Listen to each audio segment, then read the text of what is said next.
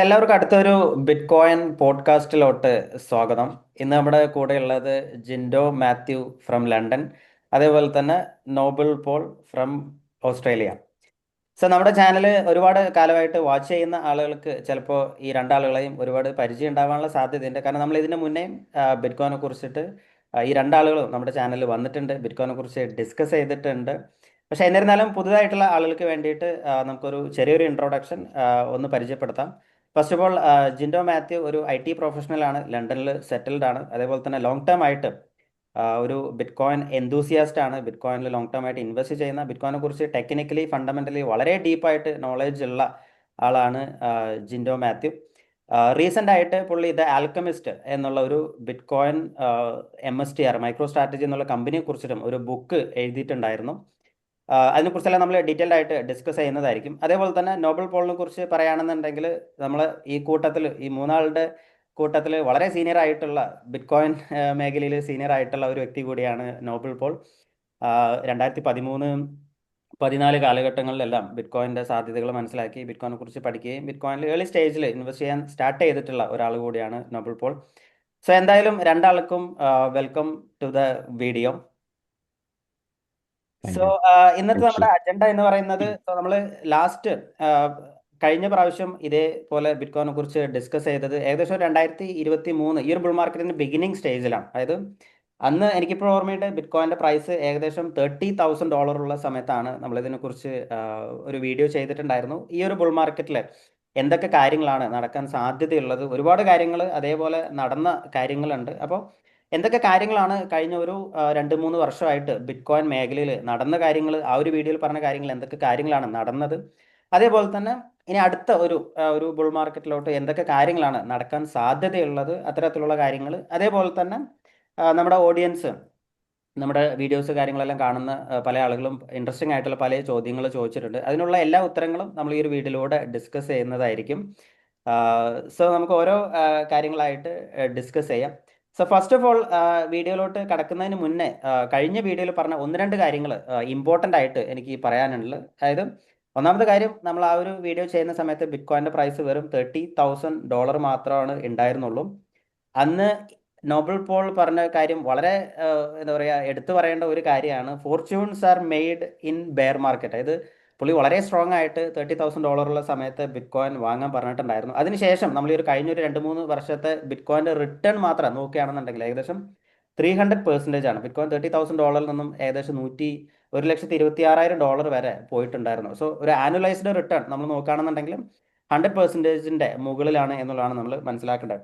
അതേപോലെ തന്നെ ജിൻഡോ മാത്യു ആ ഒരു വീഡിയോയിൽ പറഞ്ഞ ഒന്ന് രണ്ട് കാര്യങ്ങളും വളരെ ആക്യുറേറ്റ് ആയിട്ട് നടന്ന പല കാര്യങ്ങളുണ്ട്. ഒന്നാമത്തെ കാര്യം എന്ന് പറയുന്നത്, കഴിഞ്ഞ ബുൾ മാർക്കറ്റിൽ ടോട്ടൽ ബിറ്റ് കോയിൻ്റെ ക്രിപ്റ്റോൻ്റെ മാർക്കറ്റ് ക്യാപ്പ് എന്ന് പറയുന്നത് $3 ട്രില്യൺ ആയിരുന്നു. അതിൽ 40% മാത്രമായിരുന്നു ബിറ്റ് കോയിൻ്റെ ഒരു മാർക്കറ്റ് ക്യാപ്പ് ഉണ്ടായിരുന്നത്. അതായത് അന്ന് ജിൻഡോ മാത്യു പറഞ്ഞത് എനിക്കിപ്പോഴും ഓർമ്മയുണ്ട്. അതായത് വരുന്ന ബുൾ മാർക്കറ്റിൽ ഒരു ക്രിപ്റ്റോ ക്ലെൻസിങ് നടക്കാനുള്ള ഒരു സാധ്യതയുണ്ട്. Most of the majority market cap ബിറ്റ് കോയിനിലോട്ട് മൂവ് ചെയ്യാനുള്ള ഒരു സാധ്യതയുണ്ട്. അതായത് ദ റിയൽ വാല്യൂ, അതായത് ക്രിപ്റ്റോ ഇൻഡസ്ട്രിയിൽ ദ റിയൽ വാല്യൂബിൾ ആയിട്ടുള്ള ഒരു അസറ്റ് ബിറ്റ് കോയിൻ ആണ് എന്നുള്ള ഒരു റിയലൈസേഷൻ ഒട്ടുമിക്ക എല്ലാ ആളുകൾക്കും ഉണ്ടാവും. അതേപോലെ തന്നെ ഈ ഒരു ബുൾ മാർക്കറ്റിൽ കൂടുതൽ ബിറ്റ് കോയിൻ്റെ ഒരു പ്രൈസ് ആക്ഷൻ കൂടുതൽ ഒരു ഫണ്ടമെന്റലുള്ള ഒരു ഡിമാൻഡ് ഡ്രിവൺ ആയിരിക്കും എന്നുള്ളത്. അത് എക്സാക്ട്ലി അതേപോലെയാണ് ഈ ഒരു ബുൾ മാർക്കറ്റിൽ സംഭവിച്ചത് എന്നുള്ളതാണ് ഇൻട്രസ്റ്റിംഗ് ആയിട്ടുള്ള ഒരു കാര്യം. ഈ ഒരു ബുൾ മാർക്കറ്റിന്റെ നമ്മളൊരു പീക്ക് മാർക്കറ്റ് ക്യാപിറ്റലൈസേഷൻ നോക്കുകയാണെന്നുണ്ടെങ്കിൽ ഏകദേശം ഒരു 60% ബിറ്റ് കോയിൻ ആണ് ഡൊമിനേറ്റ് ചെയ്യുന്നത് എൻറ്റയർലി. ഒരുപാട് market cap fund flow crypto കോയിനുകളിൽ നിന്നും ബിറ്റ് കോയിനിലോട്ട് മൂവ് ആയി എന്നുള്ളതാണ് ഇൻട്രസ്റ്റിംഗ് ആയിട്ട് നമ്മൾ മനസ്സിലാക്കേണ്ട ഒരു കാര്യം. വേറൊരു രീതിയിൽ പറയുകയാണെന്നുണ്ടെങ്കിൽ ഈ ഒരു കഴിഞ്ഞൊരു ബുൾ മാർക്കറ്റ് ഒരു ബിറ്റ് കോയിൻ ഓൺലി സൈക്കിൾ ആണ് എന്ന് വേണമെന്നുണ്ടെങ്കിൽ പറയാം. അതേപോലെ തന്നെ രണ്ടാമത്തെ കാര്യം, വളരെ വലിയൊരു ഇൻസ്റ്റിറ്റ്യൂഷണൽ അഡോപ്ഷൻ ആയിരിക്കും കഴിഞ്ഞ ഒരു 2-3 വർഷം ഉണ്ടാവുക എന്നുകൂടി നമ്മൾ ആ ഒരു വീഡിയോയിൽ ഡിസ്കസ് ചെയ്തിട്ടുണ്ടായിരുന്നു. എസ്പെഷ്യലി നമ്മൾ ആ ഒരു വീഡിയോ ചെയ്യുന്ന സമയത്ത് ബിറ്റ് കോയിൻ ETF പോലും അപ്രൂവ് ആയിട്ടുണ്ടായിരുന്നില്ല. അതിനുശേഷമാണ് ബിറ്റ് കോയിൻ ETF വരുന്നതും വലിയ രീതിയിലുള്ള ഒരു ക്യാപിറ്റൽ ഇൻഫ്ലോ ഇൻസ്റ്റിറ്റ്യൂഷണൽ സൈഡിൽ നിന്നും വരികയും ഇപ്പോൾ നിലവിൽ നമ്മൾ നോക്കുകയാണെന്നുണ്ടെങ്കിൽ കഴിഞ്ഞൊരു 2-3 വർഷത്തിൻ്റെ ഉള്ളിൽ ബിറ്റ് കോയിൻ ETF അക്യുമുലേറ്റ് ചെയ്തിരിക്കുന്ന ബിറ്റ് കോയിൻ ഏകദേശം 1.49 മില്യൺ ബിറ്റ് കോയിൻസ് ആണ്. അതേപോലെ തന്നെ പബ്ലിക് ലിമിറ്റഡ് കമ്പനീസ്, നമ്മൾ ആ ഒരു വീഡിയോയിൽ FASB റൂളിനെ കുറിച്ച് വളരെ ഡീറ്റെയിൽഡ് ആയിട്ട് സംസാരിച്ചിട്ടുണ്ടായിരുന്നു. കോർപ്പറേറ്റ് ട്രഷറി അഡോപ്ഷനെ കുറിച്ചിട്ട് ഏകദേശം 1.13 മില്യൺ ബിറ്റ് കോയിൻ ആണ് പബ്ലിക് ലിമിറ്റഡ് കമ്പനീസ് അക്യുമുലേറ്റ് ചെയ്തിരിക്കുന്നത്.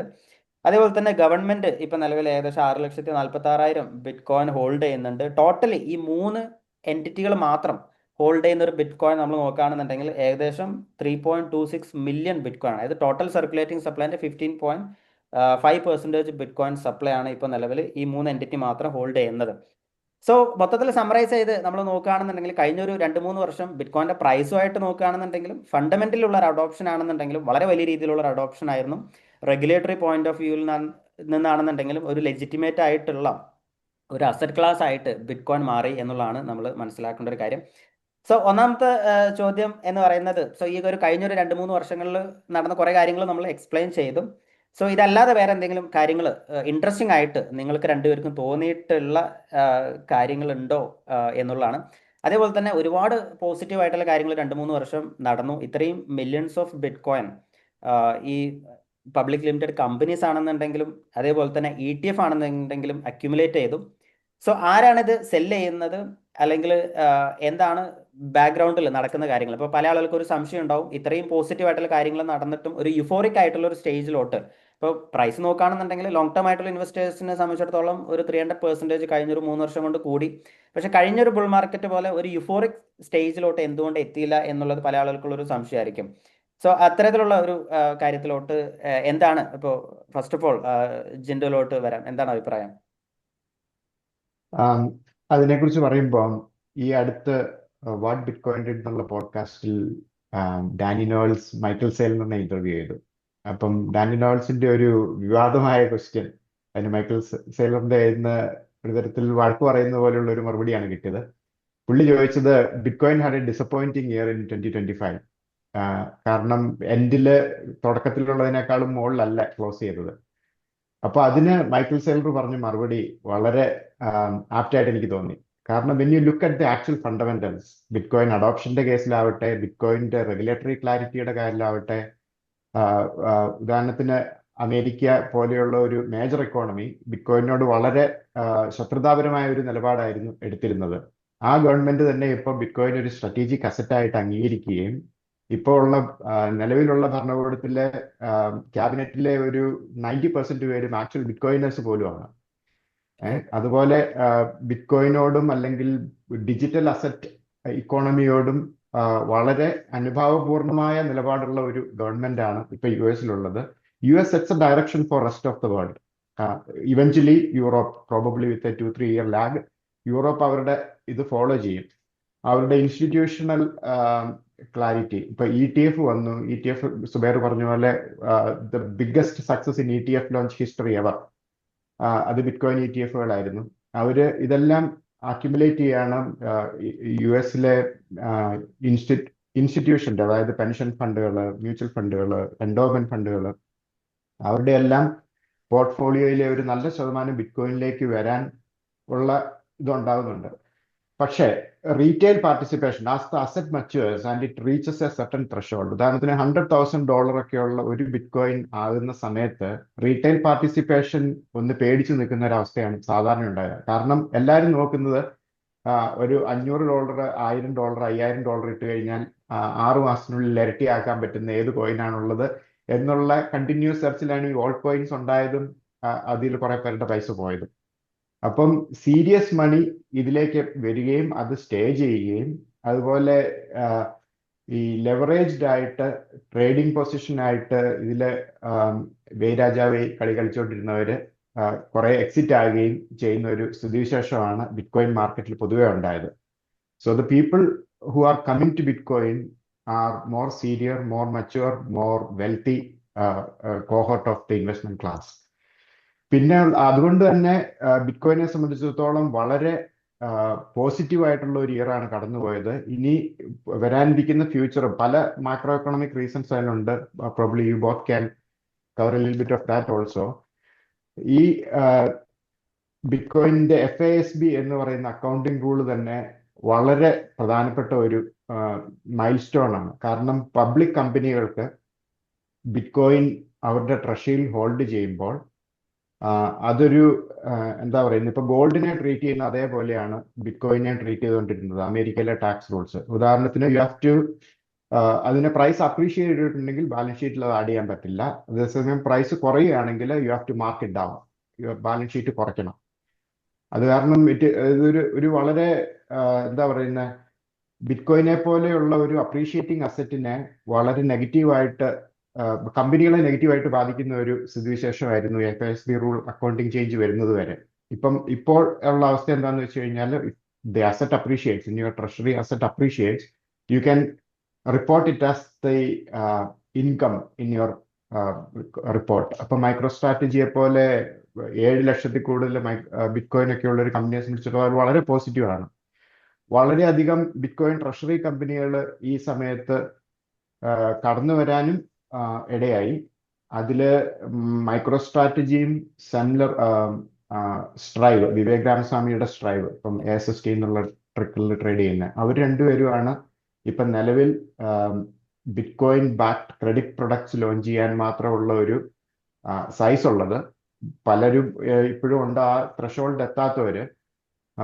അതൊക്കെ ഒരു കോർപ്പറേറ്റ് ഫിനാൻസിലെ ഒരു പുതിയ യുഗത്തിന്റെ തുടക്കമാണത്. In the short term market is a voting machine, long term it is a weighing machine എന്ന് പറയില്ലേ. അപ്പം ഇപ്പോഴും ആൾക്കാർ they are only looking at it as a sentiment driven voting attitude. അതിന്റെ എല്ലാം വാല്യൂ ഇനി വരാൻ പോകുന്നേ ഉള്ളൂ.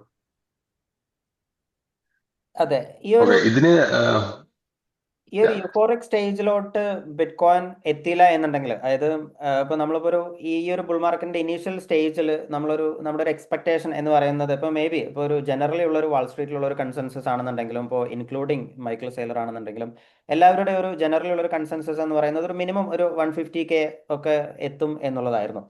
സോ അതിന് ഒരു പരിധി വരെ ഈ ലോങ് ടേം ഹോൾഡേഴ്സ്, ഇപ്പോൾ റീസെന്റ് ഇപ്പോൾ ജോഡി വെസറിന്റെ IPO മൊമെന്റ് എന്നുള്ളൊരു ആർട്ടിക്കിളും അതേപോലെ തന്നെ ഒരു വീഡിയോ കാര്യങ്ങളെല്ലാം കണ്ടിട്ടുണ്ടാവും എന്ന് വിചാരിക്കണം. അപ്പൊ അതിനെക്കുറിച്ച് എന്താണ് അഭിപ്രായം? ഈ ഒരു ബുൾ മാർക്കറ്റിന്റെ ബിഗിനിങ് എന്ന് പറയുന്നത് സ്റ്റാർട്ട് ചെയ്യുന്നത് ബ്ലാക്ക് റോക്കിന്റെ ETF അനൗൺസ്മെന്റോട് കൂടിയാണ്. ETF വരാൻ പോകുന്നു എന്നുള്ള അനൗൺസ്മെന്റ് വരുമ്പോൾ ബിറ്റ്കോയിന്റെ പ്രൈസ് എന്റെ ഓർമ്മ ശരിയാണെങ്കിൽ $26,000 $27,000 അങ്ങനെ അതിന്റെ റൂമർ വരുമ്പോൾ ഉള്ള ഒരു വില. അത് കഴിഞ്ഞിട്ടാണ് ഈ ബുൾ മാർക്കറ്റ് സ്റ്റാർട്ട് ചെയ്യുന്നത്. ശരിക്കും പറഞ്ഞു കഴിഞ്ഞാൽ ഇൻസ്റ്റിറ്റ്യൂഷണൽ അഡോപ്ഷന്റെ ഒരു ബിഗിനിങ് എന്ന് പറയുന്നത് ഈ ETF, ബ്ലാക്ക് റോക്കിന്റെ ETF അനൗൺസ്മെന്റ് തന്നെയായിരുന്നു. സോ നമ്മൾ നോക്കിക്കഴിഞ്ഞാൽ അതുവരെ അപ്പോ ഈ ETF വരുന്നത് വരെ ബിറ്റ്കോയിൻ മാർക്കറ്റ് കൺട്രോൾ ചെയ്തുകൊണ്ടിരുന്നത് retail and exchange driven trading ആയിരുന്നു. അതായത് മാർജിൻ ട്രേഡിംഗ് അല്ലെങ്കിൽ റീറ്റെയിൽ ക്രിപ്റ്റോ കറൻസിയിൽ ട്രേഡ് ചെയ്യാൻ വരുന്ന റീറ്റെയിലേഴ്സ് ഇങ്ങനെയുള്ളവരായിരുന്നു. പിന്നീട് അത് മാറിയിട്ട് മെച്യൂർ ആയിട്ടുള്ള ഇൻവെസ്റ്റേഴ്സ് വന്നു. സോ അവർ ഈ പറയുന്ന പോലെ എക്സ്ട്രീം മാർജിൻ എടുത്ത് എക്സ്ട്രീം റിസ്കി ട്രേഡ്സ് എടുക്കുന്ന ആളുകളല്ല. അവര് കുറച്ചുകൂടെ വളരെ കെയർഫുൾ ആയിട്ട് പ്രൂഡന്റ് ആയിട്ട് ട്രേഡ് ചെയ്യുന്ന ആളുകളാണ്. നെക്സ്റ്റ് തിങ് ഈസ് ബിറ്റ്കോയിന്റെ സപ്ലൈ കുറഞ്ഞുവെങ്കിലും there is an explosion in the supply of paper bitcoin. Paper bitcoin എന്ന് പറയുമ്പോൾ ഇപ്പൊ നിങ്ങൾ IBIT is not paper bitcoin. What I'm trying to say is ഇപ്പൊ IBIT-ന്റെ ഓപ്ഷൻസ് അല്ലെങ്കിൽ MSTR മൈക്രോ സ്ട്രാറ്റജി അതിന്റെ options ഇതെല്ലാം എക്സ്ട്രാ സപ്ലൈ ആണ്. അതായത് ബിറ്റ്കോയിന്റെ പ്രൈസിനെ നമുക്ക് ഡയറക്റ്റ് എക്സ്പോഷർ കിട്ടുന്ന ഒരു വെഹിക്കിൾ സിസ്റ്റം പോലെ ഉണ്ടായി കഴിഞ്ഞിട്ട്. അപ്പോ ഏത് മെച്യൂർ മാർക്കറ്റും ഇവൻ ഗോൾഡ് വരെ നോക്കിയാൽ പോലും നമുക്കറിയാം when it comes to this one initially it goes up.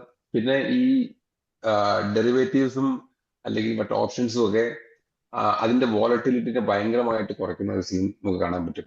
അതേ സംഭവമാണ് ബിറ്റ്കോയിനിലും ഉണ്ടായത്. ബിറ്റ്കോയിൻ ആളുകളെല്ലാം പ്രതീക്ഷിച്ചത് 150 180 ഒക്കെ വരെ പോകുമെന്ന് വിചാരിച്ചു. But it stopped by 126. അതിന്റെ കാരണം ഞാൻ ഇത് തന്നെയാണ് വിശ്വസിക്കുന്നത്. അതായത് there's a lot of extra supply of paper derivatives using which നമുക്ക് ബിറ്റ്കോയിന്റെ പ്രൈസിലെ എക്സ്പോഷർ കിട്ടുന്ന രീതിയിൽ നമുക്ക് ട്രേഡ് ചെയ്യാൻ പറ്റുന്ന ഒന്നുണ്ട്. പിന്നെ ഈ പറയുന്ന പോലെ ഒന്ന് ലോങ് ക്ലാരിഫൈ ചെയ്തോട്ടെ, പേപ്പർ ബിറ്റ്കോയിൻ നോബിൾ പോൾ ഉദ്ദേശിക്കുന്നത് ഡെറിവേറ്റീവ് പ്രൊഡക്ട്സ് ആണ്, അല്ലാതെ ബിറ്റ്കോയിനെ ആർക്കും ഒരു പേപ്പറായിട്ടെന്ന് വെച്ച് കഴിഞ്ഞാൽ അതെ ഫിയറ്റ് അതെ കറൻസി പോലെ അതെ മൈൻഡ് ചെയ്യാതെ ഫോർ ഉണ്ടാക്കാൻ യെസ് എക്സാമ്പിൾ ഇപ്പോൾ പറ്റിയല്ല. ഐബിറ്റിന്റെ ഐബിറ്റിന്റെ സ്പോട്ട് ബിറ്റ്കോയിൻ എന്ന് പറയുന്നത് സെയിം ലൈക്ക് ബിറ്റ്കോയിൻ വാങ്ങിക്കുന്നത് പോലെ തന്നെയാണ്. അത് അതെ ബിറ്റ്കോയിൻ തന്നെയാണ്, 1:1 അത് ബിറ്റ്കോയിൻ ബാക്ക് തന്നെയാണ്. ടു. പക്ഷെ ഐബിറ്റിന്റെ ബട്ട് ഐബിറ്റിന്റെ options it's like paper bitcoin. Okay, അതെ അതെ MSTR ഇന്നെ 1x ഇതില് എംനാവിൽ അത് ഒരു റിയൽ ബിറ്റ്കോയിനുമായിട്ട് സമമാണ്, ബിക്കോസ് ഇറ്റ്സ് 1:1 ബാക്കിംഗ്. ഉം. ബട്ട് MSTRന്റെ ഡെറിവേറ്റീവ്സ് ഓപ്ഷൻ ട്രേഡിംഗ് അതൊരു പേപ്പർ ബിറ്റ്കോയിൻ ആണ്.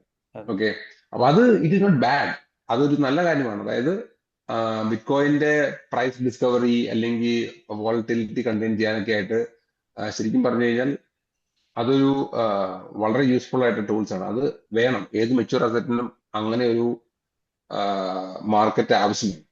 അപ്പൊ അതുകൊണ്ട് തന്നെ ഒരുപക്ഷെ അതുകൊണ്ടായിരിക്കാം ബിറ്റ്കോയിൻ ഒരുപാട് മുകളിലേക്ക് പോകാണ്ടിരുന്നത്. പിന്നെ അദ്ദേഹം പറയുന്ന പോലെ നമുക്ക് ഈ ഒരു ബുൾ മാർക്കറ്റിലാണ് US ശരിക്കും പറഞ്ഞു കഴിഞ്ഞാൽ ഇതിനെ ഒരു ലെജിറ്റിമേറ്റ് അസറ്റ് ആയിട്ട് അംഗീകരിച്ചത്. അതിനു മുമ്പ് ബിറ്റ്കോയിൻ എന്ന് പറഞ്ഞു കഴിഞ്ഞാൽ ഏതാണ്ട് ഡ്രഗ്സ് ഡീൽ ചെയ്യുന്ന പോലുള്ള ഒരു ഒരു ആറ്റിറ്റ്യൂഡിലാണ് ഗവൺമെന്റ്സ് കണ്ടുകൊണ്ടിരുന്നത്. So this is the time എല്ലാവർക്കും അതിപ്പോ ഒരു ലാർജ് വെയിറ്റ്സിന് അത് ഈസി ആയിട്ട് ഡിസ്പോസ് ചെയ്ത് ബാങ്കിലേക്കൊക്കെ പൈസ വിഡ്രോ ചെയ്യാൻ പറ്റുന്ന ഒരു ഫസ്റ്റ് ഓപ്പർച്യൂണിറ്റി ആയിരുന്നു. അപ്പൊ ഒരുപക്ഷെ ഈ അതായിരിക്കാം ഒരു ബുൾ കാരണം മാർക്കറ്റിൽ ഇപ്പൊ റീസെന്റ് ഇപ്പൊ ഗാലക്സി ഡിജിറ്റലിലൂടെ ഒരു $8 ബില്യൺ സിംഗിൾ ട്രാൻസാക്ഷൻ ആണ് നടന്നത്. സിംഗിൾ അപ്പൊ ട്രാൻസാക്ഷൻ, അപ്പൊ യെസ്, ഇതുവരെ സിംഗിൾ ഈ ഒരു ട്രാൻസാക്ഷൻ. ബിറ്റ്കോയിൻ 15 വർഷമായിട്ട് ഇപ്പോഴാണ് ഇത്രയും വലിയൊരു ലിക്വിഡിറ്റിയിലോട്ട് അല്ലെങ്കിൽ ഇത്രയും വലിയൊരു ഡെപ്ത് ഉള്ള ഒരു മാർക്കറ്റിലോട്ടായി മാറിയത് എന്നുള്ളതാണ്. സോ എന്താ പറയാ, 2024-25 എന്ന് പറയുന്നത് ഒരു ഇമ്പോർട്ടന്റ് ഇയർ ആണ് എന്ന് വേണമെന്നുണ്ടെങ്കിൽ പറയാം. കറക്റ്റ്. ഒരു മൈൽ സ്റ്റോൺ ആയിരുന്നു. അതൊരു നല്ല പോയിന്റ് ആണ്. കാരണം IPO മൂവ്മെന്റ് എന്ന് പറയില്ല, നമ്മൾ അതെ ഏർലി സ്റ്റേജ് ഇൻവെസ്റ്റേഴ്സ് ഒരു കമ്പനിയുടെ ഒരു സർട്ടൻ മെച്ചൂരിറ്റി സ്റ്റേജ് എത്തുമ്പോൾ അത് പബ്ലിക്ലി ലിസ്റ്റ് ചെയ്ത് you will take your initial എന്താ പറയുന്ന പ്രോഫിറ്റ് എക്സ്പെക്ടേഷൻ ഔട്ട്. അതെ ആ ഒരു ലെവലിലേക്കുള്ള മെച്ചൂരിറ്റി ബിറ്റ്കോയിൻ എത്തിയത് ഒരു 2 ട്രില്യൺ മാർക്കറ്റ് ക്യാപ്പ് ആയപ്പോഴാണ്. അപ്പം നൗ എത്ര 20,000-30,000 ഒക്കെ കോയിൻസ് ഒറ്റയടിക്ക് വിറ്റാലും മാർക്കറ്റിന്റെ പ്രൈസ് ഒരു 10% കൂടുതൽ ഫ്ലക്ച്വേറ്റ് ചെയ്യില്ല എന്നുള്ള ഒരു ലെവലിലുള്ള ഡെപ്ത് അതെ ബിറ്റ്കോയിൻ മാർക്കറ്റിന് ഇപ്പോൾ വന്നു. So many OG bitcoiners are taking advantage of it, which is fair. അതെ കാരണം എന്താ what is money, after all you have to live your life. അതെ അതെ അപ്പം they are divesting into something else, maybe they will build something productive. ഇതൊരു so that's all transitioning good. Time ആയിട്ടാണ് നമുക്ക് അതെ വേണമെങ്കിൽ പറയാം. അതായത് അതെ, ചേഞ്ച് ഓഫ് ഹാൻഡ്സ്. ഇപ്പൊ ഇത്രയും കാലമായിട്ട് ഹോൾഡ് ചെയ്യുന്ന അബ്സല്യൂട്ട്ലി. ഇപ്പൊ 2-3 മില്യൺ ബിറ്റ്കോയിൻ ഒക്കെയാണ് ഇപ്പൊ ഈ ഒരു മൈക്രോ സ്ട്രാറ്റജിയുടെ കയ്യിലും ETF കയ്യിലും എല്ലാം കൂടി കമ്പൈൻഡ് ആയിട്ടുള്ളത്. ആൻഡ് അതെ മോസ്റ്റ് ഓഫ് ദ ബിറ്റ്കോയിൻ അത് ഇനി മാർക്കറ്റിലോട്ട് വരാനുള്ള സർക്കുലേറ്റിംഗ് മാർക്കറ്റിലോട്ട് വരാനുള്ള സാധ്യത വളരെ കുറവാണ്. ഇപ്പൊ എസ്പെഷ്യലി ഇപ്പോൾ പബ്ലിക് ലിമിറ്റഡ് കമ്പനീസ് ആണെന്നുണ്ടെങ്കിലും. അപ്പൊ ഇതെല്ലാം സർക്കുലേറ്റിംഗ് സപ്ലൈ എന്ന് പറയുന്നത് വീണ്ടും വീണ്ടും വീണ്ടും സ്കേഴ്സ് ആയിക്കൊണ്ടിരിക്കുകയാണ്. ഇത് ലോങ് ടേമിൽ ഇതിന്റെ ഒരു അപ്സൈഡ് പൊട്ടൻഷ്യൽ എന്ന് പറയുന്നത് കൂട്ടാൻ സാധ്യതയുള്ള ഒരു കാര്യമാണെന്നുള്ളതാണ് നമ്മൾ മനസ്സിലാക്കേണ്ടത്. തീർച്ചയായിട്ടും. പിന്നെ പിന്നെ ഒരു വേറെ കാര്യം എന്താണെന്ന് വെച്ച് ബിറ്റ്കോയിന്റെ കഴിഞ്ഞാൽ ഒരു ഒന്നുകൂടെ പറഞ്ഞിട്ട് ഒരു ഡ്രോബാക്ക് ആയിട്ട് എല്ലാവരും പറഞ്ഞുകൊണ്ടിരുന്നത് concentration on the original holders എന്നുള്ളതായിരുന്നു. അതെ അത് മാറിയിട്ട് കുറച്ചുകൂടെ ഡീസെൻട്രലൈസ്ഡ് ഇൻ ഓണർഷിപ്പ് വരണമെങ്കിൽ ഈ OGs സെല് ചെയ്താലേ പറ്റൂ. അതെ അങ്ങനെയാണെങ്കിൽ പുതിയ ആൾക്കാരുടെ ഹാൻഡിലേക്ക് ഇത് വരുള്ളൂ. So in adoption terms it is A positive thing. പിന്നെ ഐബിറ്റ്, മൈക്രോ സ്ട്രാറ്റജി ഇങ്ങനെയുള്ളവരുടെ ഹോൾഡിംഗ് പാറ്റേൺ നോക്കിയാൽ ഇവൻ ദോ you can accuse them of holding all the Bitcoin, they don't actually own it. yeah Either they are shareholders or the IBIT customers own that Bitcoin. So in that way, it is even more widely distributed. correct Sorry, Noble. Next point എന്ന് വെച്ചാൽ ബിറ്റ്കോയിന്റെ ഒരു transformation ആണ്. Bitcoin നമ്മൾ ഈ institutional adoption വരുന്നത് വരെ bitcoin എന്ന് പറയുന്നത് സ്പെക്കുലേറ്റീവ് ആയിട്ടുള്ള ഒരു അസറ്റ് മാത്രമായിരുന്നു. ഫിനാൻഷ്യൽ മാർക്കറ്റ്സിൽ അല്ലെങ്കിൽ ബാങ്കിങ് സിസ്റ്റത്തില് അതൊരു അസറ്റ് ആയിരുന്നില്ല. ഇപ്പൊ അത് it's A basis for credit. Okay, ഇപ്പോ മൈക്രോ സ്ട്രാറ്റജി ഇഷ്യൂ ചെയ്യുന്ന പ്രിഫേർഡ് ഷെയർസ് എന്ന് പറഞ്ഞാൽ ഒരു ക്രെഡിറ്റ് ഇൻസ്ട്രുമെന്റ് ആണ് ഓൾമോസ്റ്റ്. അപ്പൊ അതും അതുപോലെ തന്നെ. അല്ലെങ്കിൽ ഇപ്പോ ഇനിയിപ്പോ ഐബിറ്റില് ലോൺ കൊടുക്കുന്നു, മാർജിൻ കൊടുക്കുന്നു. ഇപ്പൊ ഇതെല്ലാം തന്നെ banks will extend credit using bitcoin or bitcoin derivatives as collateral.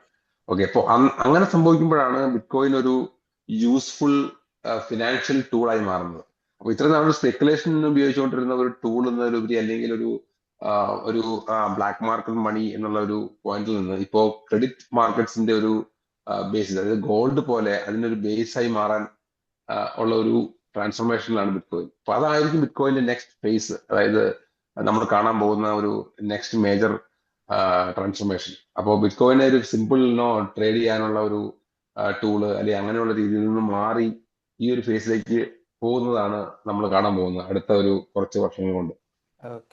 അടുത്തൊരു ഇൻട്രസ്റ്റിംഗ് ആയിട്ടുള്ള ഒരു ചോദ്യം എന്ന് പറയുന്നത്, ഇപ്പോൾ പല ആളുകൾക്കും, ഇപ്പോൾ എസ്പെഷ്യലി ഇപ്പോൾ പുതുതായിട്ടൊക്കെ ഈ ഒരു മേഖലയിലുള്ള ആളുകൾക്കുള്ള ഒരു സംശയമായിരിക്കും, അല്ലെങ്കിൽ ഇപ്പോൾ കഴിഞ്ഞ ഒരു 2 സൈക്കിളൊക്കെ ആയിട്ട് ഫോളോ ചെയ്യുന്ന ആളുകൾക്കുള്ള ഒരു ഡൗട്ടായിരിക്കും. ഇപ്പോൾ ഈ ഒരു സൈക്കിളിൽ ഇപ്പോൾ 2025 Q4 ആസ് യൂഷ്വൽ നമ്മൾ എപ്പോഴും പറയുന്ന ഒരു തിയറിയാണ് 4-year സൈക്കിൾ തിയറി. അപ്പോൾ ഒരു Q4 നമ്മളൊരു സൈക്കിൾ ടോപ്പിലോട്ട്, ഈ ഒരു ബുൾ മാർക്കറ്റിന്റെ ഒരു പീക്ക് ലെവലിലോട്ട് എത്തും എന്ന് നമ്മൾ എക്സ്പെക്ട് ചെയ്തിട്ടുണ്ടായിരുന്നു. അതേപോലെ എക്സ്പെക്ട് ചെയ്തതുപോലെ തന്നെ ഒരു സൈക്കിൾ ടോപ്പിലോട്ട് എത്തി. എക്സാക്ട്ലി ഒക്ടോബറിലാണ് ബിറ്റ്കോയിൻ $1,26,000 എത്തിയതും. അതിനുശേഷം ഈ ഒരു മാക്രോ സിനാരിയോയിൽ നിന്നും, ഇപ്പോൾ ഫോർ എക്സാമ്പിൾ ഇപ്പോൾ സ്റ്റോക്ക് മാർക്കറ്റിൽ നിന്നും ഇപ്പോൾ ലിക്വിഡിറ്റി M2 മണി സപ്ലൈ ആണെന്നുണ്ടെങ്കിലും ഇതൊക്കെ ആയിട്ട് ഡൈവേർജ് ആയിട്ട് ഈ 4-year സൈക്കിൾ പ്രകാരം തന്നെ ഈ ഒരു ബെയർ മാർക്കറ്റിലോട്ട് കടന്നു എന്ന് വേണമെന്നുണ്ടെങ്കിൽ പറയാം. ഇപ്പോൾ 2-3 മാസമായിട്ട് ബിറ്റ്കോയിൻ ഒരു ബെയർ മാർക്കറ്റിലാണ് ഉള്ളത്. അപ്പൊ നിങ്ങൾ ഈ ഒരു 4-year സൈക്കിളിൽ ഇപ്പോഴും വിശ്വസിക്കുന്നുണ്ടോ? ഇപ്പൊ കഴിഞ്ഞ ഈ 2018, 2022 പോലെ 2026 കംപ്ലീറ്റ് ആയിട്ട് ഒരു Q4 വരെ ബെയറിഷ് ആവാനുള്ള സാധ്യതയുണ്ടോ? ഇനി അതല്ല, ഇപ്പൊ ഈ ഒരു ETF കാര്യങ്ങളൊക്കെ വന്നത് കാരണം കൊണ്ട് ഇപ്പൊ ഈ ഒരു കൂടുതൽ സ്റ്റോക്ക് മാർക്കറ്റൊക്കെ ആയിട്ടൊക്കെ കോറിലേറ്റ് ചെയ്ത് പോകാനുള്ള സാധ്യതയുണ്ടോ? ഒരു ഷോർട്ട് ടേം ആയിട്ടുള്ള ഒരു എന്താ പറയുക, ഒരു മാക്സ് പെയിൻ കഴിഞ്ഞതിന് ശേഷം ബിറ്റ്കോയിൻ മുകളിലോട്ട് പോകാനുള്ള സാധ്യതയാണോ? എന്താണ് ഈ ഒരു ഒപ്പീനിയൻ? ഈ ഒരു 4-year സൈക്കിൾ കുറിച്ചിട്ടുള്ള ഒരു ഒപ്പീനിയൻ എന്താണ്? ഈ 4-year സൈക്കിൾ എന്ന് പറയുന്നത്, ഓക്കെ, എവറി സൈക്കിൾ അത് റീഇൻഫോഴ്സ് ചെയ്യുന്നത് അത് വിശ്വസിക്കുന്ന ആളുകളാണ് റീഇൻഫോഴ്സ് ചെയ്യുന്നത്.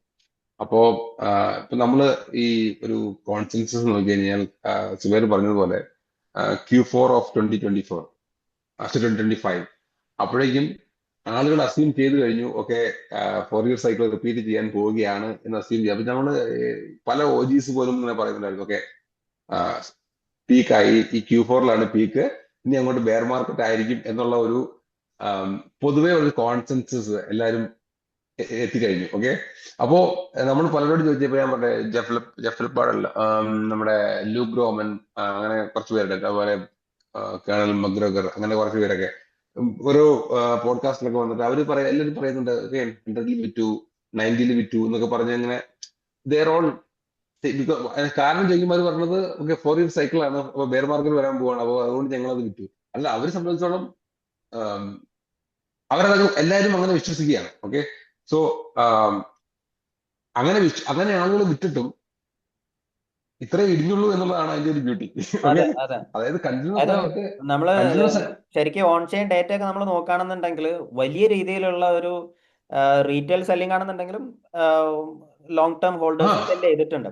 അത് ഈ ഒരു 4-year cycle Q4 I mean end ആവും എന്നുള്ളൊരു എക്സ്പെക്ടേഷൻ ഫ്രണ്ട് റൺ ചെയ്യാൻ വേണ്ടിയിട്ട് കുറെ ആളുകൾ ഇത് സെല് ചെയ്തിട്ടുണ്ട്. മേ ബി അത് കാരണം കൊണ്ടായിരിക്കും 2025 ഒരു റെഡ് ക്യാൻഡിൽ, ഇയർലി ക്യാൻഡിൽ റെഡായി മാറാനും, അതേപോലെ അതെ, തന്നെ അതെ, മേ ബി ഒരു കുറച്ചും കൂടി പോകാൻ സാധ്യതയുള്ള ഒരു സാധനം ഒരു 1,26,000 നിന്നതിന്റെ ഒരു റീസൺ മേ ബി അതായിരിക്കാം. അല്ലെങ്കിൽ ഒരു പക്ഷേ ചിലപ്പോൾ എക്സാക്ട്ലി, ഒരു അതെ, എല്ലാവരും ആന്റിസിപ്പേറ്റ് ചെയ്തു, അതുകൊണ്ട് തന്നെ ഫ്രണ്ട് റൺ ചെയ്തു എന്നുള്ളതാണ് ശരി. എനിക്ക് തോന്നുന്നത് ഈ ഒക്ടോബറിന് പീക്ക് ആവുന്നതിന് മുമ്പ് തന്നെ ആളുകൾ നല്ല രീതിയിൽ സെല്ല് ചെയ്യുന്നുണ്ടായിരുന്നു.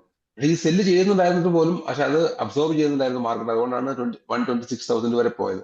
അല്ലെങ്കിൽ അതിനെ പോകില്ലായിരുന്നു. പക്ഷെ അത് തന്നെയാണ് എനിക്ക് തോന്നുന്നത് 4-year സൈക്കിള് ഉണ്ടോ എന്ന് ചോദിച്ചു കഴിഞ്ഞാൽ, actually people believe that 4-year cycle. കാരണം നമ്മളെല്ലാവരും, nobody wants to be stuck in a bear market. Okay, അപ്പൊ അതുകൊണ്ട് അതൊരു ഇപ്പോ മറ്റേ PTSD ഉള്ളത് പറയുന്ന പോലെ പഴയ ഓർമ്മകളുള്ള ആളുകളൊക്കെ കഴിഞ്ഞ ബെയർ മാർക്കറ്റില് സംഭവിച്ച പോലെ പെട്ടുകിടക്കരുതെന്നൊക്കെ വിശ്വസിക്കുന്ന ആളുകൾ പലരും ഒരുപാട് സെല് ചെയ്തിട്ടുണ്ട്. I think they are all going to buy back. Even ഇപ്പൊ ഞാനാണെന്നുണ്ടെങ്കിലും ഇപ്പോൾ 100K അറൗണ്ട് ആ ഒരു റേഞ്ചിലൊക്കെ ഒരു ചെറിയൊരു പോർഷൻ ഒക്കെ ഒരു പോർട്ട്ഫോളിയോക്ക് സെല് ചെയ്ത് ഒഴിവാക്കിയിട്ടുണ്ടായിരുന്നു. അറ്റ്ലീസ്റ്റ് ഈ ഒരു ബെയർ മാർക്കറ്റിൽ കൂടുതൽ അക്യുമുലേറ്റ് ചെയ്യാം എന്നുള്ളൊരു പോയിന്റില്. അപ്പൊ ഇതേപോലെ ഒരുപാട് ആളുകൾ ചെയ്തിട്ടുണ്ട്. അതെ, ഞാൻ പോലും ഈ പറയുന്ന ബുൾ മാർക്കറ്റില് കുറച്ച് ലിക്വിഡേറ്റ് ചെയ്തിട്ട് ബെയർ മാർക്കറ്റിൽ ബൈബാക്ക് ചെയ്യാനായിട്ട് നമ്മൾ സേവ് ചെയ്യുന്നുണ്ടായിരുന്നു. സോ അത് ഒരു കോമൺ, അങ്ങനെ ആളുകൾ ചെയ്യാൻ സാധ്യതയുണ്ടെന്നുണ്ടെങ്കിൽ നമ്മൾ തീർച്ചയായിട്ടും will take advantage of that. കാരണം you always want to have more bit coin.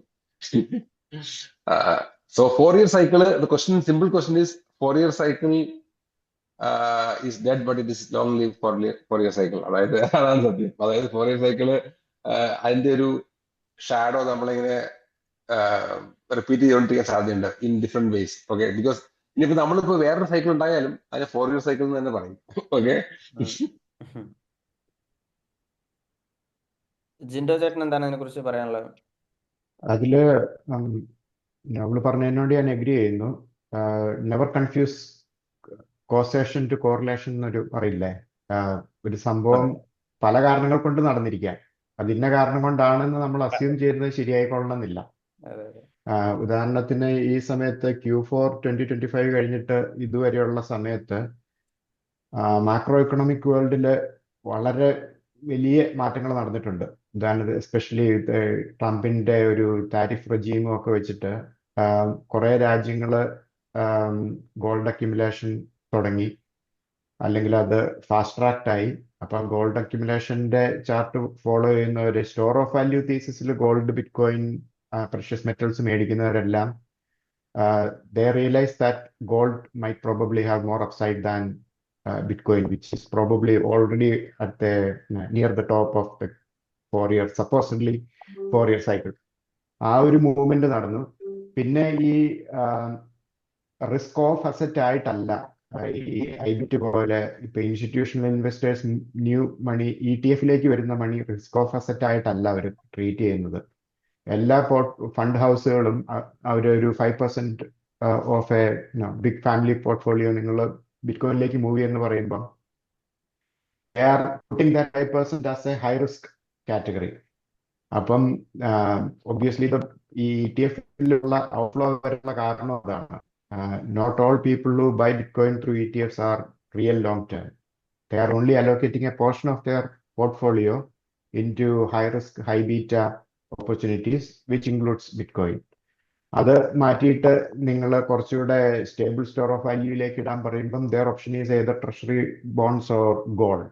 അപ്പൊ ആ ഒരു ഇതിലേക്ക് സ്ട്രക്ചറലി വലിയൊരു മൂവ്മെന്റ് നടക്കുന്നുണ്ടായിരുന്നു എന്നുള്ളത്. പിന്നെ ഈ പറയുന്നതിൽ ഈ സെൽഫ് ഫുൾഫില്ലിംഗ് പ്രോഫസി എന്ന് പറയില്ലേ, എല്ലാവരും ഒരു കാര്യം വിശ്വസിക്കുമ്പോൾ അത് സംഭവിക്കും. അതെ എവരിബഡി ആക്ട്സ് അക്കോർഡിംഗ്ലി. ഈ market as a whole is a sentiment psychology machine. എല്ലാവരുടെയും കളക്റ്റീവ് സെന്റിമെന്റ് ആണ് അവിടെ റിഫ്ലക്ട് ചെയ്യുന്നത്. ലോങ് ടൈമിൽ മാത്രമേ അതിന്റെ റിയൽ വാല്യൂ റിഫ്ലക്ട് ചെയ്യുള്ളൂ.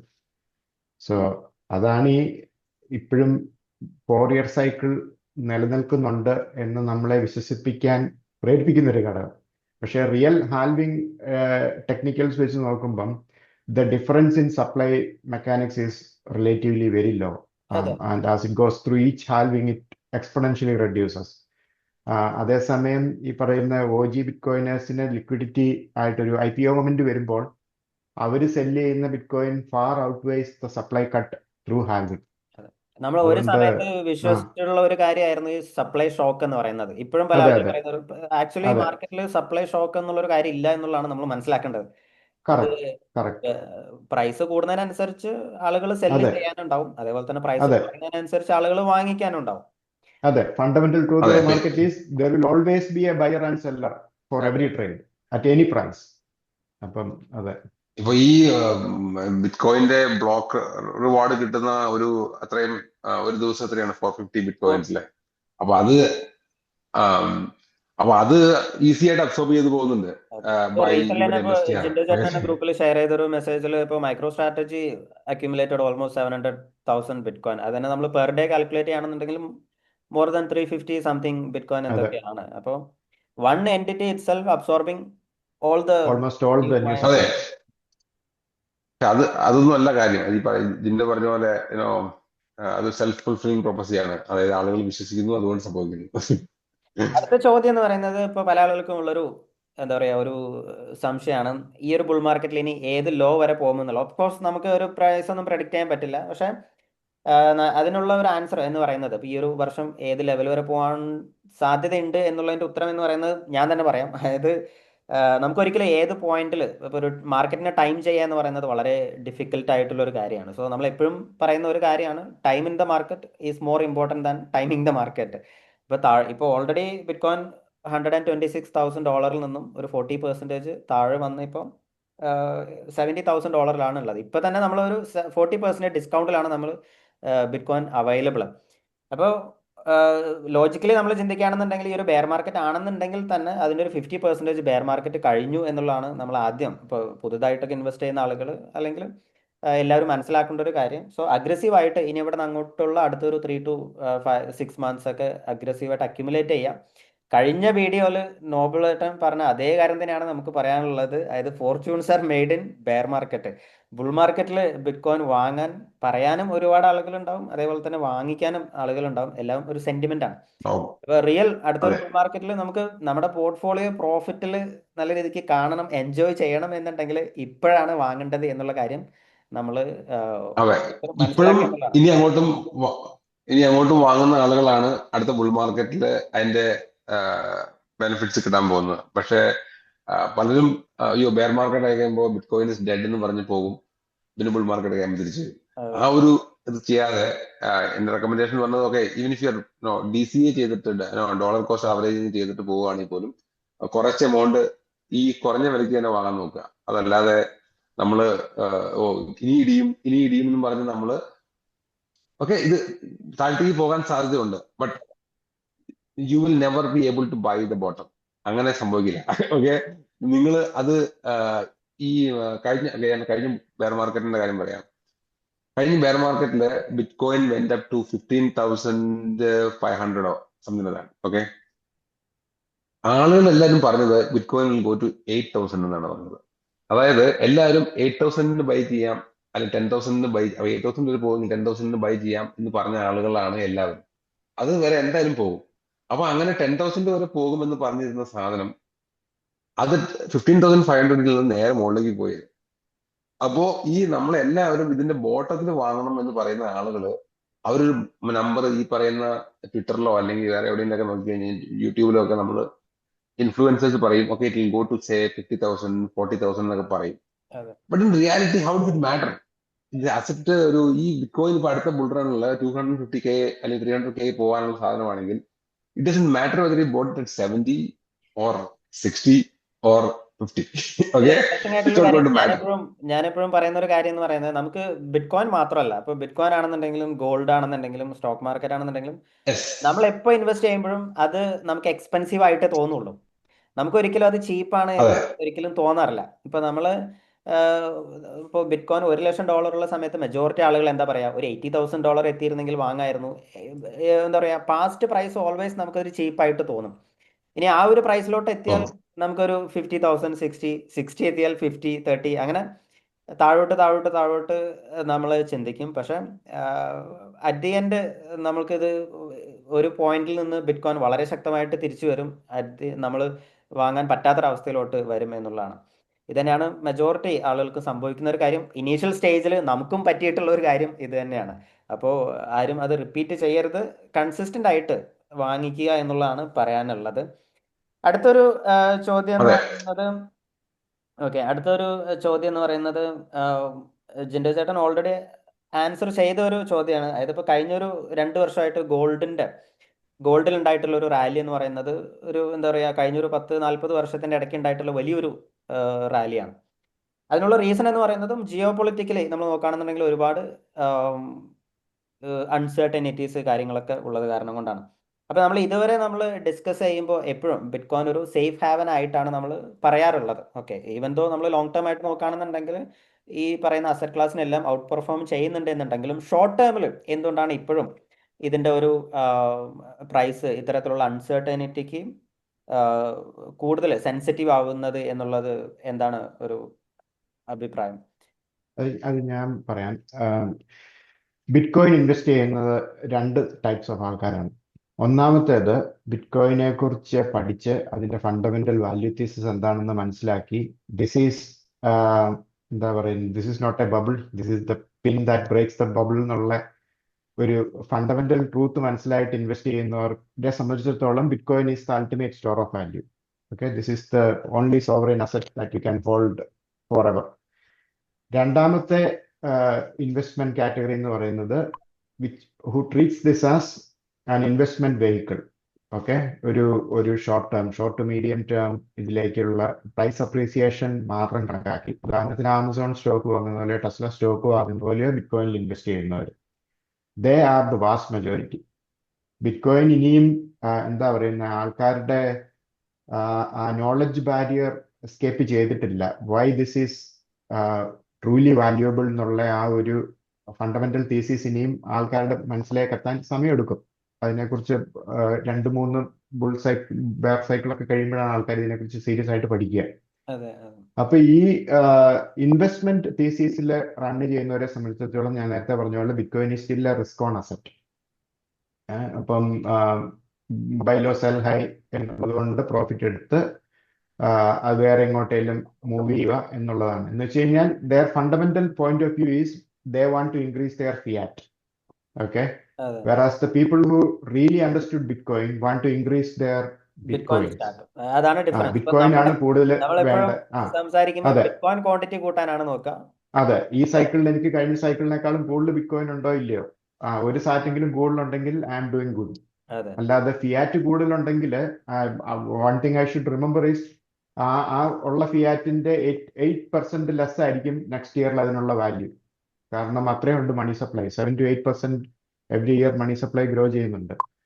അപ്പൊ അതിനനുസരിച്ച് വാല്യൂ കുറഞ്ഞുകൊണ്ടിരിക്കുകയാണ്. അപ്പൊ ഈ റിസ്ക് ഓൺ അസറ്റ്സ് ആയിട്ട് ബിറ്റ്കോയിനെ കാണുന്നവരുടെ റേഷ്യോ പെർസെൻറ്റേജ് ഫണ്ടമെന്റലി ഇൻവെസ്റ്റ് ചെയ്യുന്നവരെക്കാളും കൂടുതലായിരിക്കുന്നിടത്തോളം കാലം ഈ ഫ്ലക്ച്വേഷൻ ഉണ്ടായിക്കൊണ്ടേയിരിക്കും. That is the reason why it is still a 50 vol asset. 50 to 60 ആണ് ഇപ്പൊ ബിറ്റ്കോയിന്റെ വോളറ്റാലിറ്റി. അത് ഈ പറയുന്ന ഗോൾഡ് ഒരു കോൺസെൻസസ് ട്രേഡ് ആണ് ഗോൾഡ് എന്ന് പറയുന്നത്. Okay, every one believes gold has fundamental value. Okay, ആ ഒരു പോയിന്റിലല്ല ബിറ്റ്കോയിൻ നിൽക്കുന്നത്. അതായത് എവരി വൺ ഡസൻ ബിലീവ്. അതായത് എല്ലാവരും ബിറ്റ്കോയിൻ ഒരു സ്പെക്കുലേറ്റീവ് ഇൻവെസ്റ്റ്മെന്റ് ആയിട്ട് കാണുമ്പോൾ ഗോൾഡിനെ എല്ലാവരും കാണുന്നത് അതാണ് ബേസ്. നമ്മുടെ സ്റ്റോർ ഓഫ് വാല്യൂ. നമ്മുടെ നാട്ടിലെ ആളുകളോട് ചോദിച്ചു കഴിഞ്ഞാൽ പോലും അവർ പറയും സ്വർണമായിട്ട് മേടിച്ചു വെക്കുകയാണെങ്കിൽ അതാണ് നല്ലത് എന്ന് പറയും. അത് പഠിപ്പും വിവരവും ഇല്ലാത്ത ആളുകൾ പോലും അത് പറയും, അവരത് ചെയ്യും. ഓക്കെ, ബിറ്റ്കോയിൻ അത് ചെയ്യുന്നത് ഈ പറയുന്ന പോലെ വളരെ ടൈനി മൈനോറിറ്റി ആളുകൾ മാത്രമാണ് ബിറ്റ്കോയിന്റെ ഫണ്ടമെന്റൽ വാല്യൂ മനസ്സിലാക്കി ബിറ്റ്കോയിനിൽ ഇൻവെസ്റ്റ് ചെയ്യുന്ന ആളുകൾ. ബാക്കിയുള്ള ആളുകൾ എങ്ങനെ ഇത് ട്രേഡ് ചെയ്ത് കുറച്ച് പ്രോഫിറ്റ് ഉണ്ടാക്കാം എന്ന് കരുതി മാത്രം വരുന്ന ആളുകളാണ്. അല്ലാതെ അപ്പൊ അത് എപ്പോഴും അവരാണ് ഈ ഒരു പ്രൈസിന് കൂടുതൽ എന്താ പറയുക ഇൻഫ്ലുവൻസ് ചെയ്യുന്നതും ഈ ഒരു vast majority of retail investors ആണ്. അതിന്റെ ആ തീസിസ് മാറണമെങ്കിൽ അതിന് ശരിക്കും പറഞ്ഞാൽ മൈക്രോ സ്ട്രാറ്റജിയാണ് അതിന്റെ എന്താ പറയുന്ന ഫ്ലാഗ് ബെയറർ. ആ ഇത് മാറിയിട്ട് ഒരു അൾട്ടിമേറ്റ് സോവറിൻ കൊളാറ്ററൽ ആണ് ബിറ്റ്കോയിൻ എന്ന് ലോകത്തെ ബോധ്യപ്പെടുത്താനുള്ള ചുമതല ഏറ്റെടുത്തിരിക്കുന്നത് ഇപ്പൊ മൈക്കിൾ സെയ്ലറും മൈക്രോ സ്ട്രാറ്റജിയാണ്. അവർക്കിപ്പോൾ ഓൾറെഡി 7 ലക്ഷം ബിറ്റ്കോയിൻ ഉണ്ട്. ആ ബിറ്റ്കോയിന്റെ കൊളാറ്ററലായിട്ട് അവർ ഡിജിറ്റൽ ക്രെഡിറ്റ്സ് ഇഷ്യൂ ചെയ്യുന്നു. STRF, STRK, STRC അങ്ങനെയെല്ലാം പറഞ്ഞിട്ട്. അപ്പൊ എന്താ ആക്ച്വലി ചെയ്യുന്നതെന്ന് വെച്ച് കഴിഞ്ഞാൽ അവരുടെ ഈ പ്രിഫേർഡ് സ്റ്റോക്സ് STRC പോലെ ഒരു എക്സാമ്പിൾ പറയുകയാണെങ്കിൽ ആ പ്രിഫേർഡ് സ്റ്റോക്സ് മേടിക്കുന്നവർക്ക് മൈക്കിൾ സെയ്ലർ പറയുന്നു, നിങ്ങൾ 1 ബില്യൺ അല്ലെങ്കിൽ 1 മില്യൺ എനിക്ക് തരുമ്പോൾ ഈ STRC ഷെയർ വാങ്ങിയിട്ട് എനിക്ക് 1 മില്യൺ തരുമ്പോൾ ഞാൻ 1 മില്യൺ കൊണ്ട് ബിറ്റ്കോയിൻ വാങ്ങുന്നു. എന്റെ long term thesis is bitcoin will appreciate at least 30% year on year.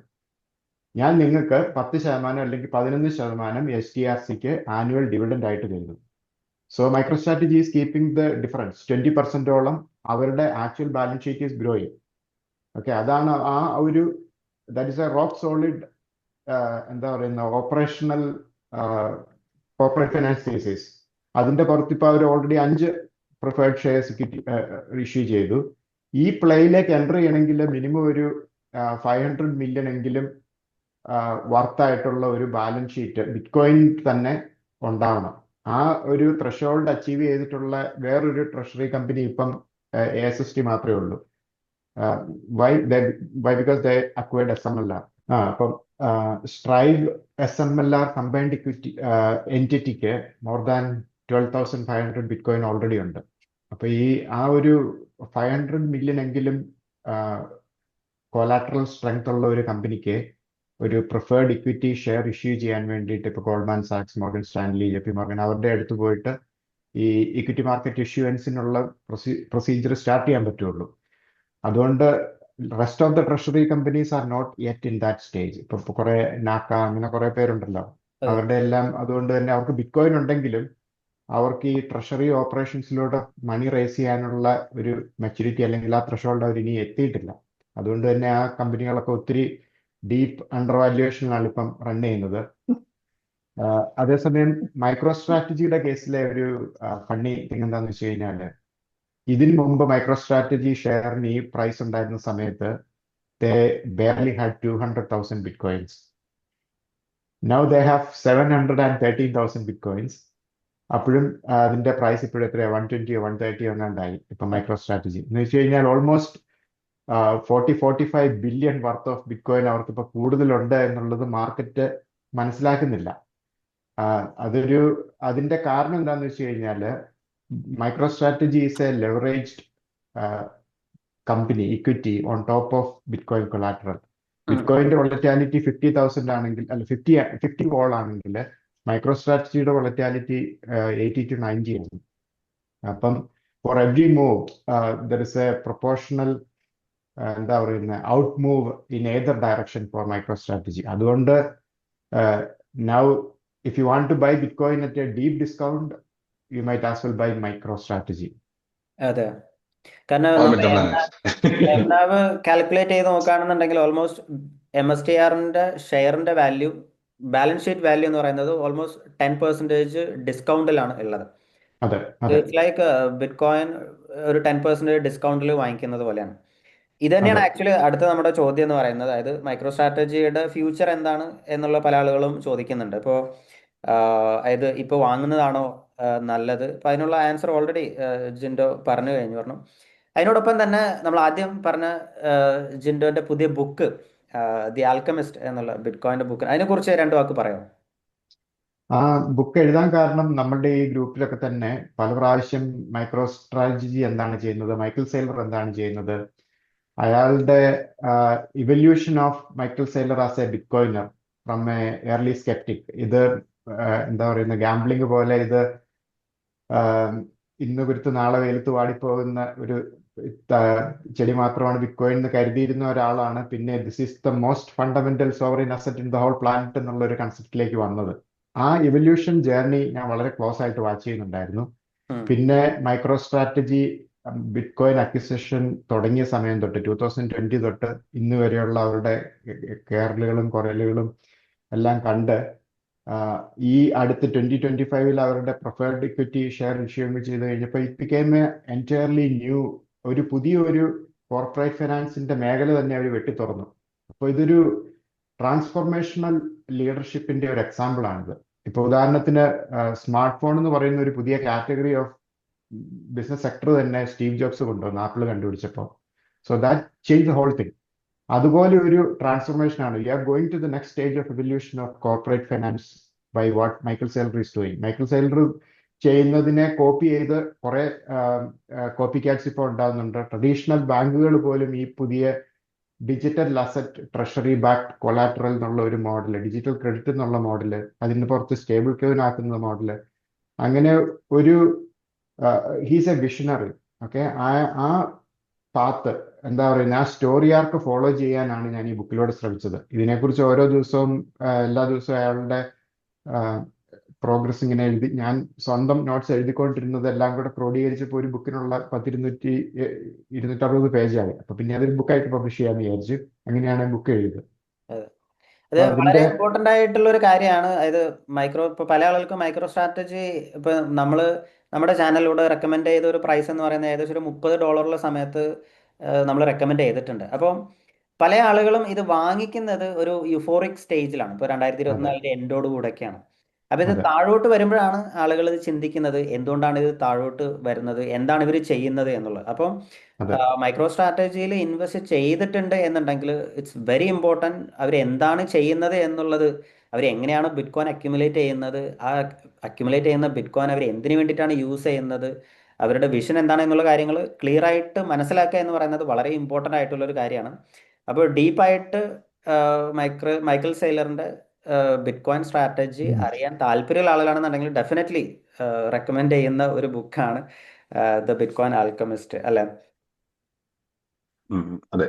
Micro സ്ട്രാറ്റജിയുടെ ഒരു പ്രത്യേകത എന്താണെന്ന് വെച്ച് കഴിഞ്ഞാൽ അതിന്റെ ഒരു ആളുകൾ ചോദിക്കും, നമ്മളൊരു TSLA എന്ന് പറയുന്ന ഒരു സ്റ്റോക്കും ടെസ്ല എന്ന് പറയുന്ന ഒരു കമ്പനിയും ടെസ്ല എന്ന് പറയുന്ന ഒരു കാറും ഉള്ളതുപോലെ മൈക്രോ സ്ട്രാറ്റജി എന്ന കമ്പനി അതിന്റെ MSTR എന്നൊരു സ്റ്റോക്ക്, STRC, STRD അല്ലെങ്കിൽ STRF, STRK ഇങ്ങനെയുള്ള സ്റ്റോക്സ് ആണ്, പ്രിഫേർഡ് ഇക്വിറ്റീസ് ആണ്, സ്റ്റോക്സ് ആയിട്ടാണ് വരുന്നത്.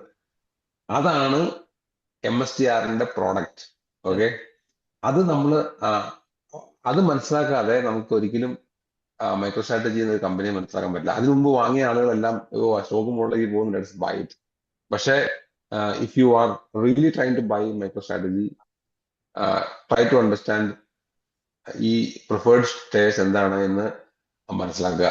That is the product. Okay, ആ product, why that product is important. അതെ, റീസെന്റ് ജിൻഡോ ചേട്ടൻ ഈ ഒരു ബാങ്ക് ഓഫ് ഇംഗ്ലണ്ടിന്റെ ഒരു എക്സാമ്പിളും അതേപോലെ തന്നെ ഈ ഒരു മൈക്രോ സ്ട്രാറ്റജിയുടെ ഒരു ബിസിനസ് മോഡലും തമ്മിലുള്ള ഒരു കമ്പാരിസൺ നമ്മുടെ ഗ്രൂപ്പിൽ ഡിസ്കസ് ചെയ്തിട്ടുണ്ടായിരുന്നു. അത് ഒന്നുകൂടെ നമ്മുടെ ഓഡിയൻസിന് വേണ്ടിയിട്ട് ഒന്ന് പറയുകയാണെന്നുണ്ടെങ്കിൽ ചിലപ്പോൾ കുറച്ച് ആളുകൾക്ക് ഒന്ന് കണക്ട് ആവാനുള്ള ഒരു സാധ്യത കൂടുതലുണ്ട്. അപ്പോൾ എനിക്ക് അത് ഒരു ഭയങ്കര ഇൻട്രസ്റ്റിംഗ് ആയിട്ടുള്ള തോന്നിയിട്ടുള്ള ഒരു കമ്പാരിസൺ ആയിരുന്നു അത്. സോറി, ഞാൻ ഇപ്പൊ പറഞ്ഞത് മിസ്സായി. സുബൈർ എന്താണ് ചോദിച്ചത്? അതായത് ഇപ്പോൾ റീസെന്റ് ഇപ്പോൾ ജിൻഡോ ചേട്ടൻ ഈ ഒരു മൈക്രോ സ്ട്രാറ്റജിയുടെ ബിസിനസ് മോഡലും ബാങ്ക് ഓഫ് ഇംഗ്ലണ്ടിന്റെ, അതായത് ഓൾഡൻ ടൈമിലുള്ള ബാങ്ക് ഓഫ് ഇംഗ്ലണ്ടിന്റെ ഒരു ബിസിനസ് മോഡലായിട്ട് കമ്പാരിസൺ ചെയ്തിട്ടുണ്ടായിരുന്നു. ഓക്കെ, അപ്പൊ അത് നമ്മുടെ ഓഡിയൻസിന് വേണ്ടിയിട്ട് ഒന്ന് എക്സ്പ്ലെയിൻ ചെയ്തിരുന്നെങ്കിൽ കുറച്ച് ആളുകൾക്ക് ഒന്ന് ഈസി ആയിട്ട് മനസ്സിലാവും. പറയാം. ബാങ്ക് ഓഫ് ഇംഗ്ലണ്ട് ലോകത്തിലെ ഒരു സമയത്ത് it was the most profitable institution in the whole world. അവരിത് തുടങ്ങി എങ്ങനെയാന്ന് വെച്ച് കഴിഞ്ഞാൽ എനിക്ക് തോന്നുന്നത് 16th സെഞ്ചുറിയിലായിരുന്നു തോന്നുന്നു. ആ സമയത്ത് അവര് ഗോൾഡ് എല്ലാം അക്വയർ ചെയ്തിട്ട് അവർക്ക് കിട്ടുന്ന ഗോൾഡിന് അവർ ഒരു തരം പലിശ കൊടുക്കുന്ന പോലെ കൊളാറ്ററലിന് ഇത് കൊടുക്കാൻ തുടങ്ങി. എന്താ പറയുന്നത്, ഡിവിഡൻഡ് പോലെ ഇഷ്യൂ ചെയ്യാൻ തുടങ്ങി. People can deposit gold in Bank of England and they will pay them yearly some amount. എന്നിട്ട് അവരെന്താ ചെയ്യുന്നത് വെച്ച് കഴിഞ്ഞാൽ ആ ഗോൾഡിന്റെ കൊളാറ്ററലിൽ ദേ വിൽ ഇഷ്യൂ ക്രെഡിറ്റ്.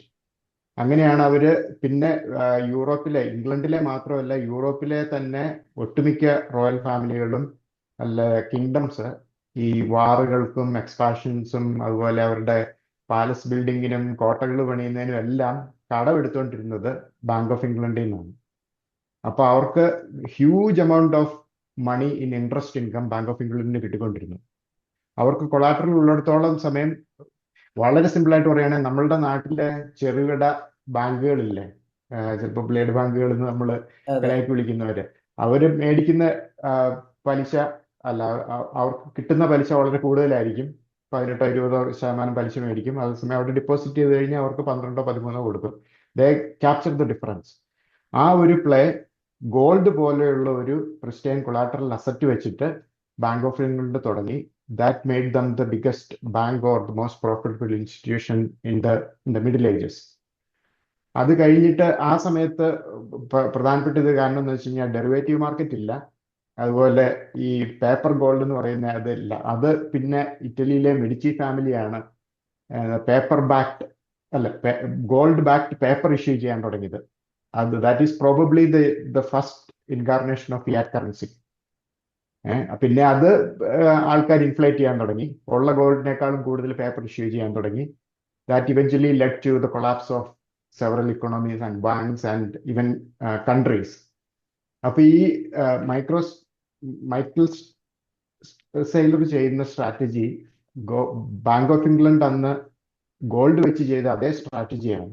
പക്ഷെ അതിനുള്ള വ്യത്യാസം എന്താണെന്ന് വെച്ച് കഴിഞ്ഞാൽ ബിറ്റ്കോയിൻ ബീയിങ് എന്താ പറയുന്ന ഒരു വെരിഫയബിൾ അസറ്റ് ആയതുകൊണ്ട് you cannot lie unlike gold. Okay, so when you have so many bitcoin, everybody in the world can actually verify whether you have the amount of gold. ആ ഒരു കേസിൽ കുറച്ചുകൂടെ വിശ്വാസ്യതയുള്ള ഒരു കൊളാറ്ററലാണ്. And people can make more informed, more trustworthy decisions of issuing credit or getting credit based on ഇത് bitcoin. ഇപ്പൊ bitcoin lending already available ആണ്. കഴിഞ്ഞ സൈക്കിളിൽ തന്നെ ഇത് തുടങ്ങിയതാണ്. ഇപ്പൊ ലെഡൻ, അങ്ങനെ ബ്ലോക്കിഫൈ, അങ്ങനെ കുറെ കമ്പനികൾ നമ്മൾ ബിറ്റ്കോയിൻ അവിടെ പ്ലഗ് ചെയ്യുകയാണെങ്കിൽ അവർ നമുക്ക് പൈസ തരും, നമ്മളൊരു ചെറിയ ഇൻട്രസ്റ്റ് കൊടുത്താൽ മതി. ആ ഒരു മോഡൽ ഓൾറെഡി തുടങ്ങിയതാണ്.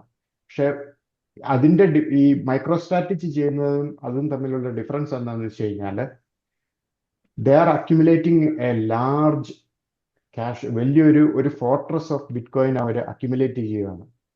ആ ബിറ്റ്കോയിന്റെ ഇതുള്ളിടത്തോളം, ആ കൊലാറ്ററൽ ഉള്ളിടത്തോളം കാലം they can create multiple products of types of digital credits on top of it. അപ്പോൾ ബിറ്റ്കോയിന്റെ വോളറ്റാലിറ്റി ഇപ്പോൾ ഒരു 50 ആണെങ്കിൽ they can create a 10 vol digital product. ഉദാഹരണത്തിന് STRK. അതിന് ബിറ്റ്കോയിനുമായിട്ട് ചെറിയൊരു കോറിലേഷൻ ഉണ്ട്, പക്ഷെ ബിറ്റ്കോയിൻ കുറഞ്ഞു കഴിഞ്ഞാൽ അതുപോലെ കുറയില്ല. അപ്പം people have more guarantee of return and less risk of volatility. നമ്മൾ മൈക്ക് അതേസമയം സ്ട്രാറ്റജിയുടെ ഡാഷ്ബോർഡ് നോക്കുകയാണെന്നുണ്ടെങ്കിൽ നമുക്ക് കുറച്ചും കൂടി ഒരു ക്ലാരിറ്റി കിട്ടും. അതായത് അതെ അവരുടെ പ്രിഫേർഡ് ഡിവിഡൻസ് അവരുടെ ബിറ്റ്കോയിൻ കൊലാറ്ററൽ വെച്ചിട്ട് പേ ചെയ്യുകയാണെന്നുണ്ടെങ്കിൽ 57 years ആണ് ഉള്ള കൊലാറ്ററൽ. കറക്റ്റ് അതേപോലെ തന്നെ കറക്റ്റ് ഈവൻ ക്യാഷ് റിസർവ് ആണെന്നുണ്ടെങ്കിൽ മോർ ദാൻ 30 monthsന്റെ അതെ ഗ്യാരണ്ടീഡ് ആണ്. അതെ അതൊരു വളരെ നല്ല പോയിന്റ് ആണ്. അതിന്റെ ഒരു ഉദാഹരണം പറയുകയാണെങ്കിൽ, ഇപ്പൊ നമ്മള് ഇന്ത്യയിലെ ഇതുപോലെ ക്രെഡിറ്റ് ഇഷ്യൂ ചെയ്യുന്നത്, കോർപ്പറേറ്റ് ക്രെഡിറ്റിന്റെ ഒരു എക്സാമ്പിൾ നോക്കുകയാണെങ്കിൽ L&T ഫൈനാൻസ്. ഇപ്പൊ L&T അല്ലെങ്കിൽ ശ്രീറാം ഫൈനാൻസ്, അവരുടെയൊക്കെ ഒരു പ്രിഫേർഡ് ഷെയർ അല്ലെങ്കിൽ ഇക്വിറ്റി നമ്മൾ മേടിക്കുകയാണെങ്കിൽ വെറും അവര് റേസ് ചെയ്യുന്ന, ഇപ്പൊ 1 million റേസ് ചെയ്യുകയാണെങ്കിൽ അതിന്റെ 5-6 ഇരട്ടിയെ മാക്സിമം അവരുടെ ആക്ച്വൽ അസറ്റ് കാണുള്ളൂ. അതെ എന്നിട്ട് പോലും 10% അല്ലെങ്കിൽ 8% ഒക്കെ പലിശ അവർ തരുന്നുള്ളൂ. Okay, so the investor in those debt instruments are taking much more risk. കാരണം കമ്പനി ലിക്വിഡേഷൻ റിസ്ക് എന്ന് പറയുന്നത് എത്രയോ കൂടുതലാണ്. അതെ അതേസമയം മൈക്രോ സ്ട്രാറ്റജിയുടെ സുബൈർ പറഞ്ഞ പോലെ 8 billion ആകെ അവര് പ്രിഫേർഡ് ഇക്വിറ്റി ഇതുവരെ റേസ് ചെയ്തിട്ടുള്ളൂ. Okay, there bitcoin worth probably when you spread it out next 5 years, right? ഇപ്പോഴുടെ അല്ലെങ്കിൽ 700 or 1 million bitcoin is probably 1 trillion. അത് വെച്ച് നോക്കുമ്പോൾ മൈനിസ്ക്യൂൾ എമൗണ്ട്, എത്രയോ like hundreds of times over collateralised ആണ് അവരുടെ ഡിജിറ്റൽ പ്രൊഡക്റ്റ്. അപ്പോൾ അവർക്കിത് they can do this at a much higher scale. എന്തുകൊണ്ട് മൈക്രോ സ്ട്രാറ്റജിയുടെ M1 താഴെ നിൽക്കുമ്പോഴും അയാൾ ഇക്വിറ്റി സെല്ല് ചെയ്തിട്ട് ഇപ്പോഴും ബിറ്റ്കോയിൻ വാങ്ങുന്നുള്ളതിന്റെ ആൻസറും ഇതിലുണ്ട്. കാരണം what he wants to build is he wants to protect the over collateralization of his digital products. His digital products are going to be the main play. Okay, ഇപ്പോൾ ഉള്ള 8 billion എന്നുള്ള preferred equity market ഇപ്പോൾ ഒരു 32 അല്ലെങ്കിൽ 40 or 60 billion ആയിട്ട് പുള്ളിക്ക് raise ചെയ്യണമെങ്കിൽ he wants to ensure the over collateralization remains at a very high level. അതെ അതിനു വേണ്ടിയിട്ട് സോ ദ ഷോർട്ട് ടൈമിൽ പുള്ളി ഇക്വിറ്റി ഡൈല്യൂട്ട് ചെയ്താലും പുള്ളിക്ക് കുഴപ്പമില്ല.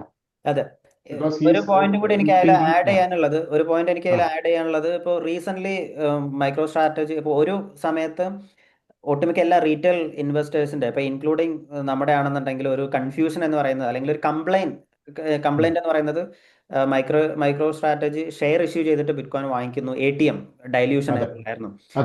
ഈവൻ ലാസ്റ്റ് ഡിസംബറിലെ ക്വാർട്ടറിൽ എങ്ങാണ്ട് മറ്റേ മൈക്കിൾ സെല്ലർ അനൗൺസ് ചെയ്തിട്ടുണ്ടായിരുന്നു, നമ്മൾ ഈ ഒരു പോയിന്റിൽ നിന്ന് ATM ഇഷ്യൂ ചെയ്യില്ല, ബിറ്റ്കോയിൻ വാങ്ങിക്കില്ല എന്ന് പറഞ്ഞപ്പോൾ അത് മാർക്കറ്റ് നെഗറ്റീവ് ആയിട്ടാണ് എടുത്തത്. അതായത് ബിറ്റ്കോയിൻ വാങ്ങില്ല എന്ന് പറയുമ്പോൾ അത് നെഗറ്റീവ് ആയിട്ടാണ് എടുത്തത്. So people want MicroStrategy to accumulate more bitcoin. അതാണ് അതിന് കൂടുതൽ നല്ലത് എന്നുള്ള പോയിന്റ്.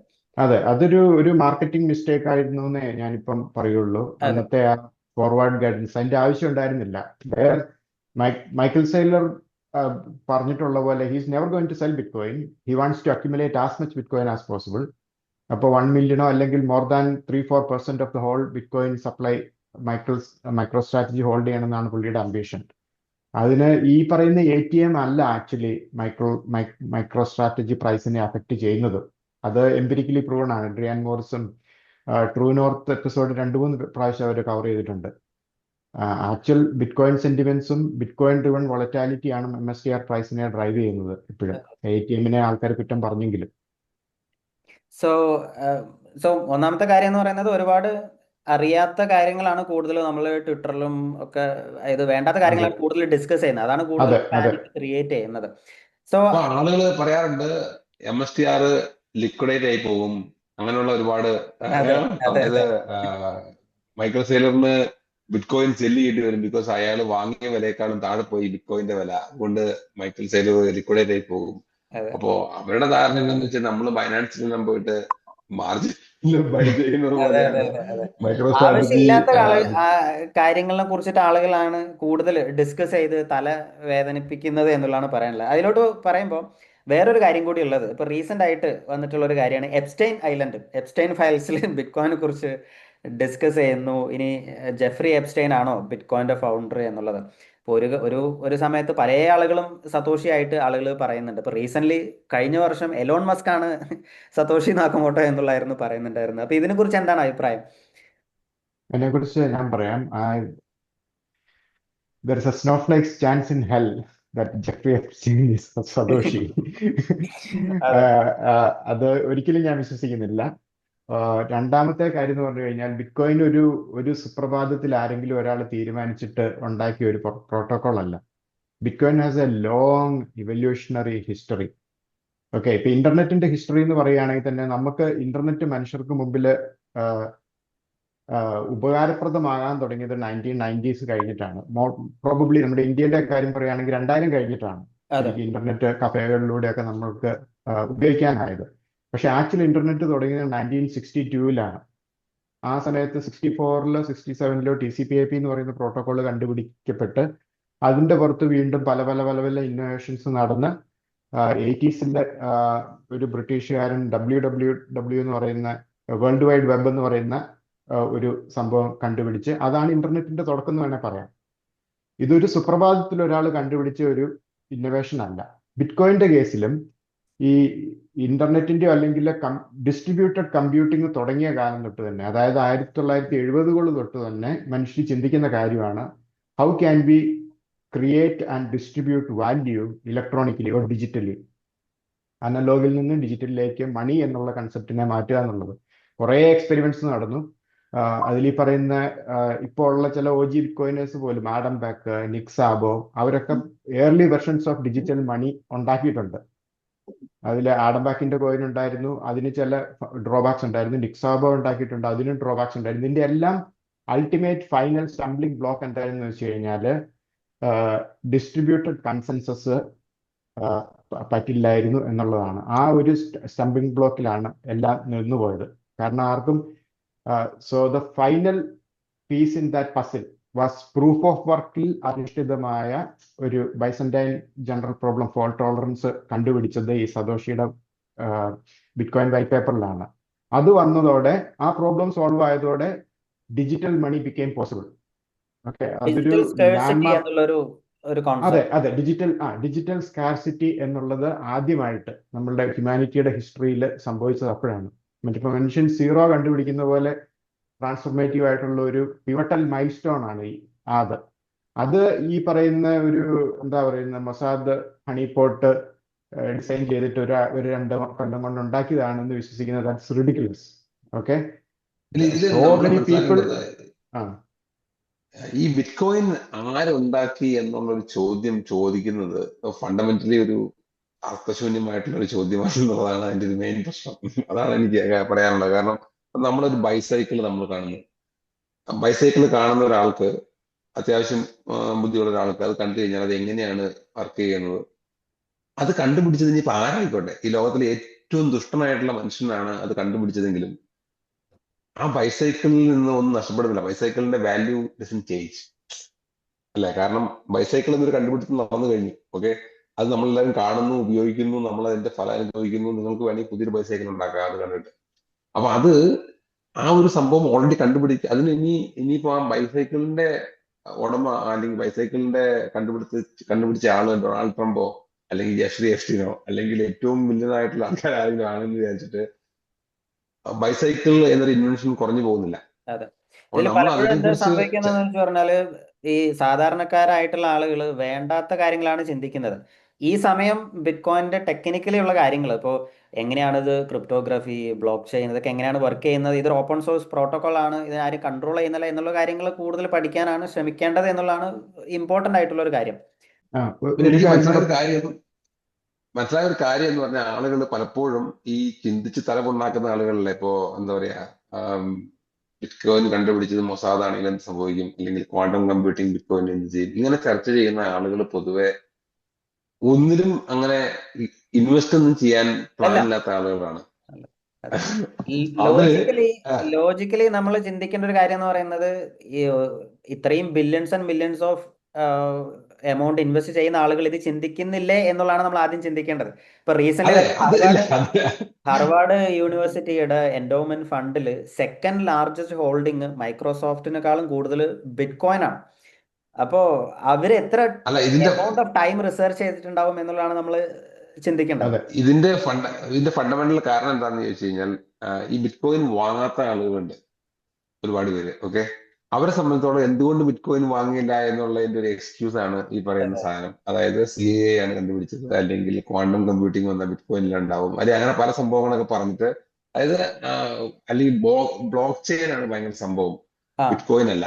ഓക്കെ, അങ്ങനെയുള്ള സംഭവങ്ങൾ. അപ്പൊ അങ്ങനെയുള്ള ഡയലോഗ് പറയുന്ന ആളുകൾ പൊതുവെ ഒന്നുമല്ലെങ്കിൽ ബിറ്റ്കോയിൻ മിസ്സായി എന്ന് വിശ്വസിക്കുന്ന ആളുകളുണ്ട് ഒരുപാട് പേര്. അതായത് പണ്ട് ഇൻവെസ്റ്റ് ചെയ്തിരുന്നെങ്കിൽ ഇപ്പൊ കാശുണ്ടാക്കാമായിരുന്നു, പക്ഷെ പണ്ട് എനിക്ക് ഇൻവെസ്റ്റ് ചെയ്യാൻ പറ്റിയില്ല. ഓക്കെ, അങ്ങനെ ചിന്തിക്കുന്ന ആളുകളുണ്ട്. ഇവരൊക്കെയാണ് പൊതുവെ ഇങ്ങനെയുള്ള ശരിക്കും പറഞ്ഞ കഴമ്പില്ലാത്ത വാദങ്ങളാണ്. കാരണം ബ്ലാക്ക് റോക്ക് അല്ലെങ്കിൽ ഈ പറഞ്ഞ ഹാർവാർഡ് യൂണിവേഴ്സിറ്റി, ഇവരൊന്നും ഒന്നും പഠിക്കാതെ ഒന്നും ഇൻവെസ്റ്റ് ചെയ്യത്തില്ല. ഇവരൊക്കെ ബില്യൺസ് ഓഫ് ഡോളേഴ്സ് ഇൻവെസ്റ്റ് ചെയ്യുന്നത് എല്ലാം പഠിച്ചതിന് അതെ ശേഷമാണ്. അതെ ഒരു കാര്യം പറഞ്ഞോട്ടെ. ബൈബിളിൽ ഒരു കോട്ടുണ്ട്, ഫലത്തിൽ നിന്ന് നിങ്ങൾ വൃക്ഷത്തെ അറിയുന്നു. അതിന്റെ കോണ്ടെക്സ്റ്റ് എന്താണെന്ന് വെച്ച് കഴിഞ്ഞാല്, ഇപ്പൊ ഒരു CAA അല്ലെങ്കിൽ മൊസാദോ അല്ലെങ്കിൽ അങ്ങനത്തെ ഏതെങ്കിലും ഒരു നെഫേറിയർ ഇൻസ്റ്റിറ്റ്യൂഷൻ ആണ് ഈ ബിറ്റ്കോയിൻ തുടങ്ങിയതെങ്കിൽ, first of all it would never have been open source. Okay, bitcoin is an open source protocol. Every single person on the planet, as long as who is knowledgeable, can verify the code to the nth degree. Okay, അത് പിന്നെ രണ്ടാമത്തേത്, it will not have been decentralised like this. Bitcoin Satoshi release ചെയ്ത് കഴിഞ്ഞതോടെ, protocol release ചെയ്ത്, it went out of his hands. It is common asset of the humanity. എല്ലാവർക്കും അത് decentralised ആയിട്ട് node run ചെയ്യാം, അതിന്റെ കോഡിൽ കോൺട്രിബ്യൂട്ട് ചെയ്യാം, ഇൻഡിപെൻഡന്റ് ആയിട്ട് വെരിഫൈ ചെയ്യാം. It is nobody holds the complete ownership or control of the network. It is like who controls internet is available for the whole world. അതേപോലെയാണ് ബിറ്റ്കോയിൻ നെറ്റ്വർക്കും. അപ്പം ഒരു ബാക്ക്ഡോർ വെച്ചിട്ട് ഇപ്പം മൊസാദോ അല്ലെങ്കിൽ CAA അല്ലെങ്കിൽ ഏതെങ്കിലും ചാരസംഘടന ഉണ്ടാക്കിയതാണെങ്കിൽ, they would have had some backdoor or control, and nothing will be, എന്താ പറയുന്ന, ഒന്നും പുറത്തു വരാതിരിക്കില്ല. എത്രയോ പേര്, it is one of the most attacked and most പ്രോബ്ഡ് network in the world because of the value it holds. അപ്പം ഇത്രയും open ആയിട്ട്, decentralised ആയിട്ട്, പബ്ലിക്ലി വെരിഫയബിൾ ആയിട്ട് ഒരു നെറ്റ്വർക്ക് ഒരാൾ റിലീസ് ചെയ്തെങ്കിൽ, that it self shows that the intention behind that invention was more Noble. അതാണ് എനിക്ക് അതിൽ പറയാനുള്ളത്. സോ അടുത്തൊരു ചോദ്യം. സോ നമ്മൾ ഒരുപാട് കാര്യങ്ങൾ ഇപ്പോൾ ഡിസ്കസ് ചെയ്തു. അപ്പോൾ ഇനി ഇപ്പോൾ നമ്മളിപ്പോൾ ഒരു ബെയർ മാർക്കറ്റിലാണ് ഉള്ളത്, അല്ലെങ്കിൽ ഇപ്പോൾ ബെയർ മാർക്കറ്റ് അങ്ങനെ എന്നുള്ളതല്ല, അതിലുപരി ലോങ് ടേം ആയിട്ട് നമ്മളൊരു ഇൻവെസ്റ്ററിനെ സംബന്ധിച്ചിടത്തോളം അടുത്തൊരു നിയർ ഷോർട്ട് ടേമിൽ ഒരു 2-3 ഇയേഴ്സിൻ്റെ ഉള്ളിൽ ഒരു പോസിറ്റീവായിട്ട് നടക്കാനുള്ള, അല്ലെങ്കിൽ ബിറ്റ്കോയിൻ്റെ പ്രൈസിനെ ആണെന്നുണ്ടെങ്കിലും അഡോപ്ഷൻ ആണെന്നുണ്ടെങ്കിലും ബാധിക്കാൻ സാധ്യതയുള്ള ഇമ്പോർട്ടൻ്റ് ബിഗ്ഗസ്റ്റ് കാറ്റലിസ്റ്റ് എന്തൊക്കെയായിരിക്കും എന്നുള്ളതാണ്. ജിൻഡോ ചേട്ടൻ്റെ അഭിപ്രായം എന്താണ്?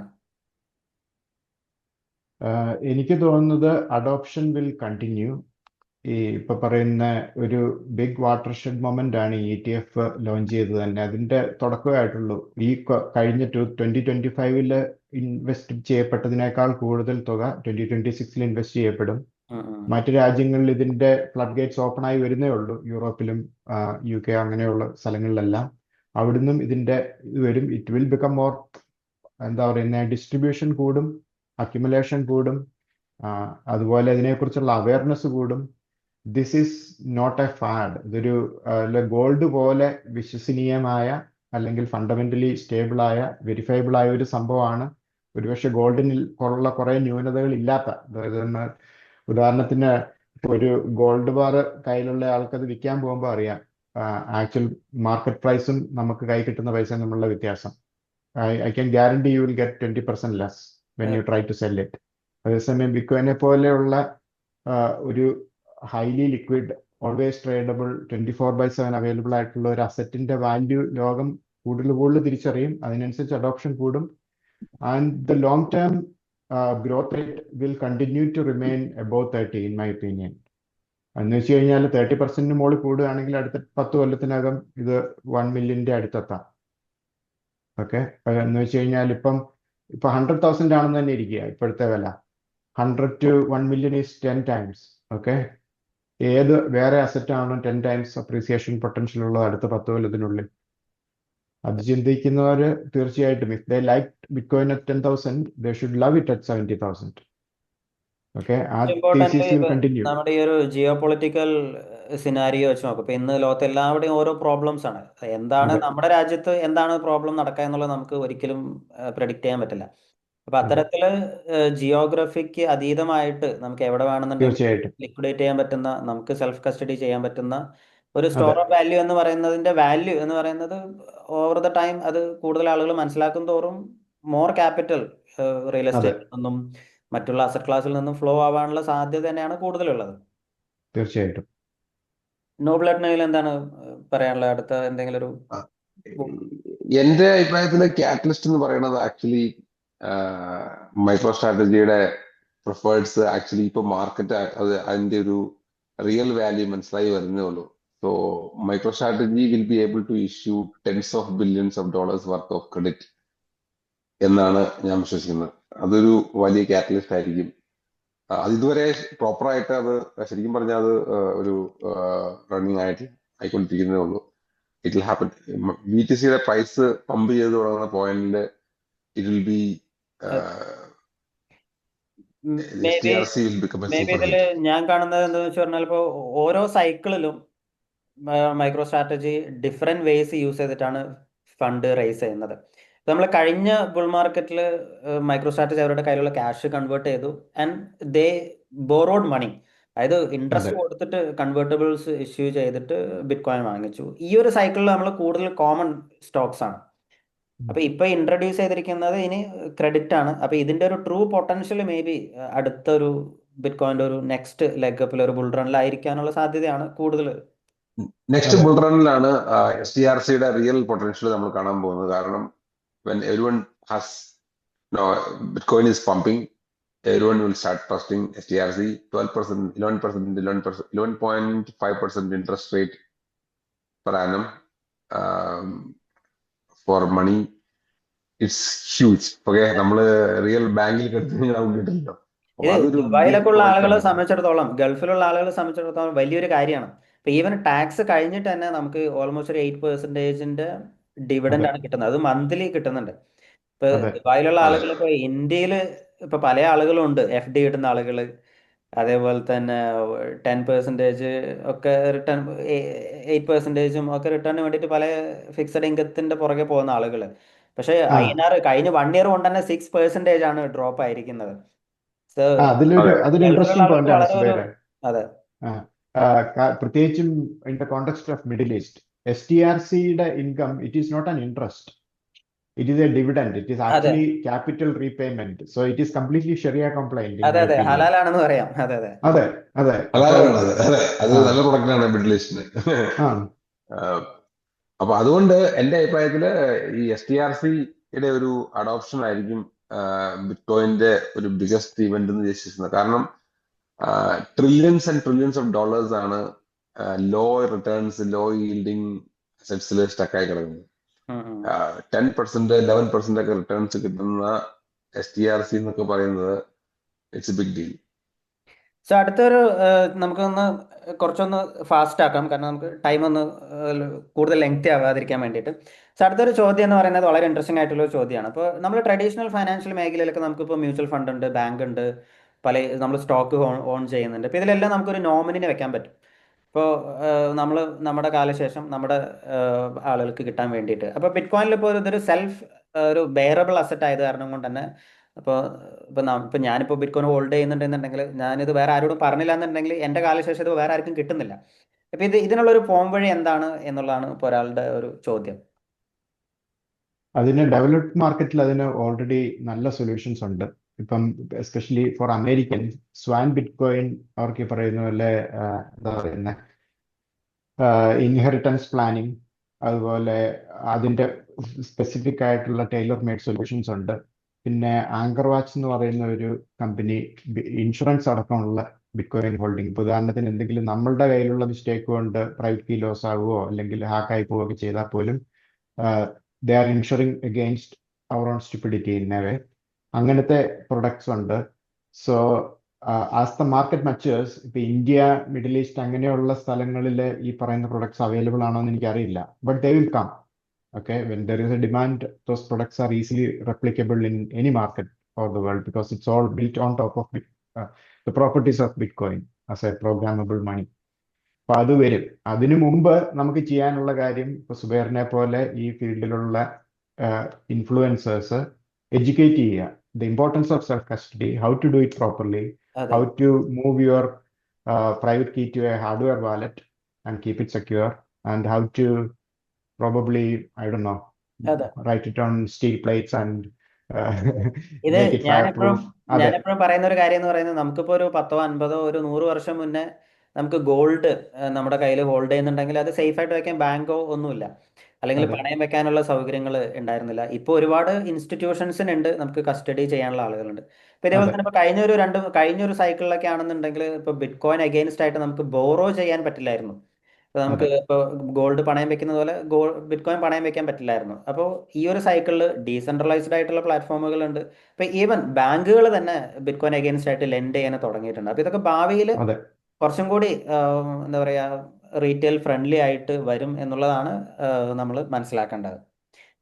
സോ സോ ഇതിൽ എനിക്ക് പറയാനുള്ളത് ഒരു സിമ്പിൾ കാര്യമാണ്. അതായത് ഓക്കെ, ഒന്ന് വളരെ കുറച്ച് ഹോൾഡ് ചെയ്യുന്ന ആളുകൾ ട്രസ്റ്റ് വർത്തി ആയിട്ടുള്ള ഒരു എക്സ്ചേഞ്ചിൽ വെക്കുക, അവിടെ നോമിനി കൊടുക്കാൻ അതെ പറ്റും. ഓക്കെ, അത് ആൾക്കാർ പറയാൻ ബാഡ് ഐഡിയ എന്ന് പറയും, പക്ഷെ ഞാൻ പറയും അതൊരു, യുവർ എമൗണ്ട് ഈസ് സ്മോൾ, അതൊരു നല്ല ഐഡിയ ആണ്. ഓക്കെ, പിന്നെ ചെറിയ എമൗണ്ട് ഇൻവെസ്റ്റ് ചെയ്യുന്നവർക്ക് വേണമെങ്കിൽ ഒരു ETF വാങ്ങാം, അതിനും നമുക്ക് നോമിനിയെ വെക്കാം, അത് നല്ലൊരു ഐഡിയ ആണ്. ഓക്കെ, പിന്നെ അങ്ങനെ ഒന്നും ചെയ്യാൻ താല്പര്യമില്ലാത്ത ആളുകൾക്ക് ഞാൻ സജസ്റ്റ് ചെയ്യുന്ന ഒരു സിമ്പിൾ മെക്കാനിസം എന്ന് പറയുന്നത്, നിങ്ങൾ ഒരു ഹാർഡ്വെയർ വാലറ്റിലേക്ക് ഇതിനെ മാറ്റുക. ഓക്കെ, അതിന്റെ ഒരു 2 കോപ്പിയോ 3 കോപ്പിയോ എടുക്കുക. എന്നിട്ട് നിങ്ങൾ ഒരു 1-2 ബാങ്കിന്റെ ലോക്കറിൽ കൊണ്ടുപോയി വെക്കുക.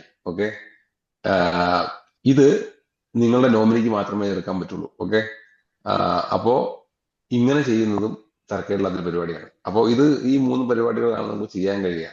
ഇതൊന്നും വലിയ ബുദ്ധിമുട്ടുള്ള കാര്യമൊന്നുമല്ല, ഇത് ചെയ്യാവുന്ന കാര്യമാണ്. എന്താണോ കൺവീനിയന്റ്, ഐ മീൻ ഇപ്പോൾ ഫോർ എക്സാമ്പിൾ ഇപ്പോൾ ഈ ദുബായ് പോലുള്ള രാജ്യത്തൊക്കെ ആണെന്നുണ്ടെങ്കിൽ ഇവിടുത്തെ എക്സ്ചേഞ്ചുകൾ തന്നെ കുറേയൊക്കെ റെഗുലേറ്റഡ് ആണ്, നമുക്ക് പേടിക്കേണ്ട ആവശ്യമില്ല. ഇപ്പോൾ US, UK, യൂറോപ്പ്, ഈ പറ്റേണ്ട ആവശ്യമില്ല. ഒക്കെ ഇന്ത്യ ആണെന്നുണ്ടെങ്കിൽ പോലെയല്ല. യാ, ഇന്ത്യ പോലെയല്ല. ഇന്ത്യയിലുള്ള ആളുകൾക്ക് എക്സ്ചേഞ്ച് യൂസ് ചെയ്യുന്നത് അത്ര റെക്കമെൻഡഡ് അല്ല. അപ്പോൾ ഈ ഇത്തരത്തിലുള്ള UAE-ലൊക്കെ ആണെന്നുണ്ടെങ്കിൽ എക്സ്ചേഞ്ചുകൾ നല്ല എക്സ്ചേഞ്ച് ചൂസ് ചെയ്ത് ഇൻവെസ്റ്റ് ചെയ്യുക. പിന്നെ നമുക്ക് ഓപ്ഷണലാണ് സെൽഫ് കസ്റ്റഡി എന്നുള്ളതൊക്കെ, നമുക്ക് അത് ഒരു വേണമെന്ന് നിർബന്ധമുള്ള ആളുകൾക്ക് ഹാർഡ്വെയർ വാലറ്റ് ഒക്കെ വാങ്ങി ചെയ്യുക. പക്ഷെ അത് ടെക്നിക്കലി മനസ്സിലാക്കിയതിന് ശേഷം, അല്ലാതെ ചെയ്യരുത് അതെ എന്നുള്ളതാണ് പറയാനുള്ളത്. അതെ. സോ അടുത്ത ഒരു ചോദ്യം എന്ന് പറയുന്നത് എപ്പോഴാണ് ആൾട്ട് സീസൺ എന്നുള്ളതാണ്. പല ആളുകളും ചോദിക്കാനാണ്. സോ നിങ്ങൾക്ക് രണ്ടുപേർക്കും അതിൽ ഒരു ഇൻട്രസ്റ്റ് ഇല്ലാത്ത ആളുകളാണെന്ന് എനിക്കറിയാം. അതിനെക്കുറിച്ച് നമ്മൾ തന്നെ ഞാൻ തന്നെ അതിന്റെ ഉത്തരം പറയാം. സോ നമ്മളിത് ഒരുപാട് വീഡിയോസിലായിട്ട് ഡിസ്കസ് ചെയ്യുന്ന ഒരു കാര്യമാണ്. അതായത് ആൾട്ട് സീസൺ, ആൾട്ട് കോയിൻസ് എന്ന് പറയുന്നത് ഹൈലി റിസ്കി ആയിട്ടുള്ള ഒരു മേഖലയാണ്. അതായത് നമ്മൾ ഒരു ബിറ്റ് കോയിനിൽ ഒരു $10,000 ഇട്ടാൽ അതൊരു $20,000 ആവാനുള്ള ഒരു പ്രോബബിലിറ്റി എന്ന് പറയുന്നത് വളരെ കൂടുതലാണ്.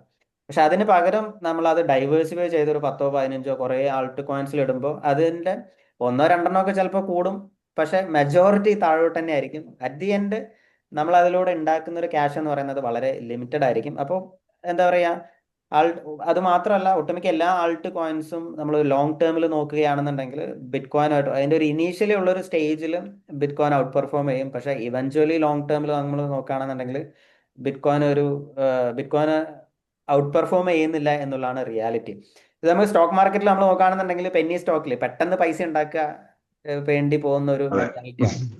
അപ്പോൾ അത്തരത്തിൽ റിസ്ക് എടുക്കുന്നതിനെ കുറിച്ച് നമുക്ക് ഒരിക്കലും റെക്കമെൻഡ് ചെയ്യാൻ പറ്റില്ല. സോ എന്താ പറയുക, ഒരു ചെറിയ അലോക്കേഷൻ വേണമെന്നുണ്ടെങ്കിൽ മാത്രം അതിനുവേണ്ടി സ്പെൻഡ് ചെയ്യുക. എപ്പോഴും ബിറ്റ്കോയിനെ കുറിച്ച് കൂടുതലായിട്ട് പഠിക്കാൻ ശ്രമിക്കുക.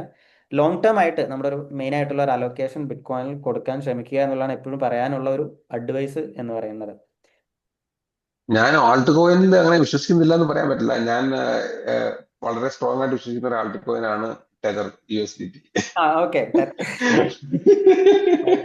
ഇതിലെന്താന്ന് അപ്പൊ വെച്ച് ഇന്ത്യയിലുള്ള പറഞ്ഞാൽ ഒരാളെ സംബന്ധിച്ച് അതെ, ഇപ്പൊ നമ്മൾ ഇന്ത്യയിലുള്ള ഒരാളെ സംബന്ധിച്ചിടത്തോളം ടെതറിന്റെ വാല്യൂ കൂടുന്നുണ്ട്. അതായത് കഴിഞ്ഞ വർഷം 82 രൂപയ്ക്ക് മേടിച്ച സാധനം ഇപ്പൊ 92 രൂപയ്ക്ക് വിൽക്കാൻ പറ്റുന്നു എന്നുള്ളതാണ് അതെ, അതിന്റെ ഒരു ടെതർ അപ്രീസിയേഷൻ. USDT അപ്പൊ is like bank account. USDT എന്ന് പറയുന്നത് ഒരു ബാങ്ക് അക്കൗണ്ട് പോലെയാണ്.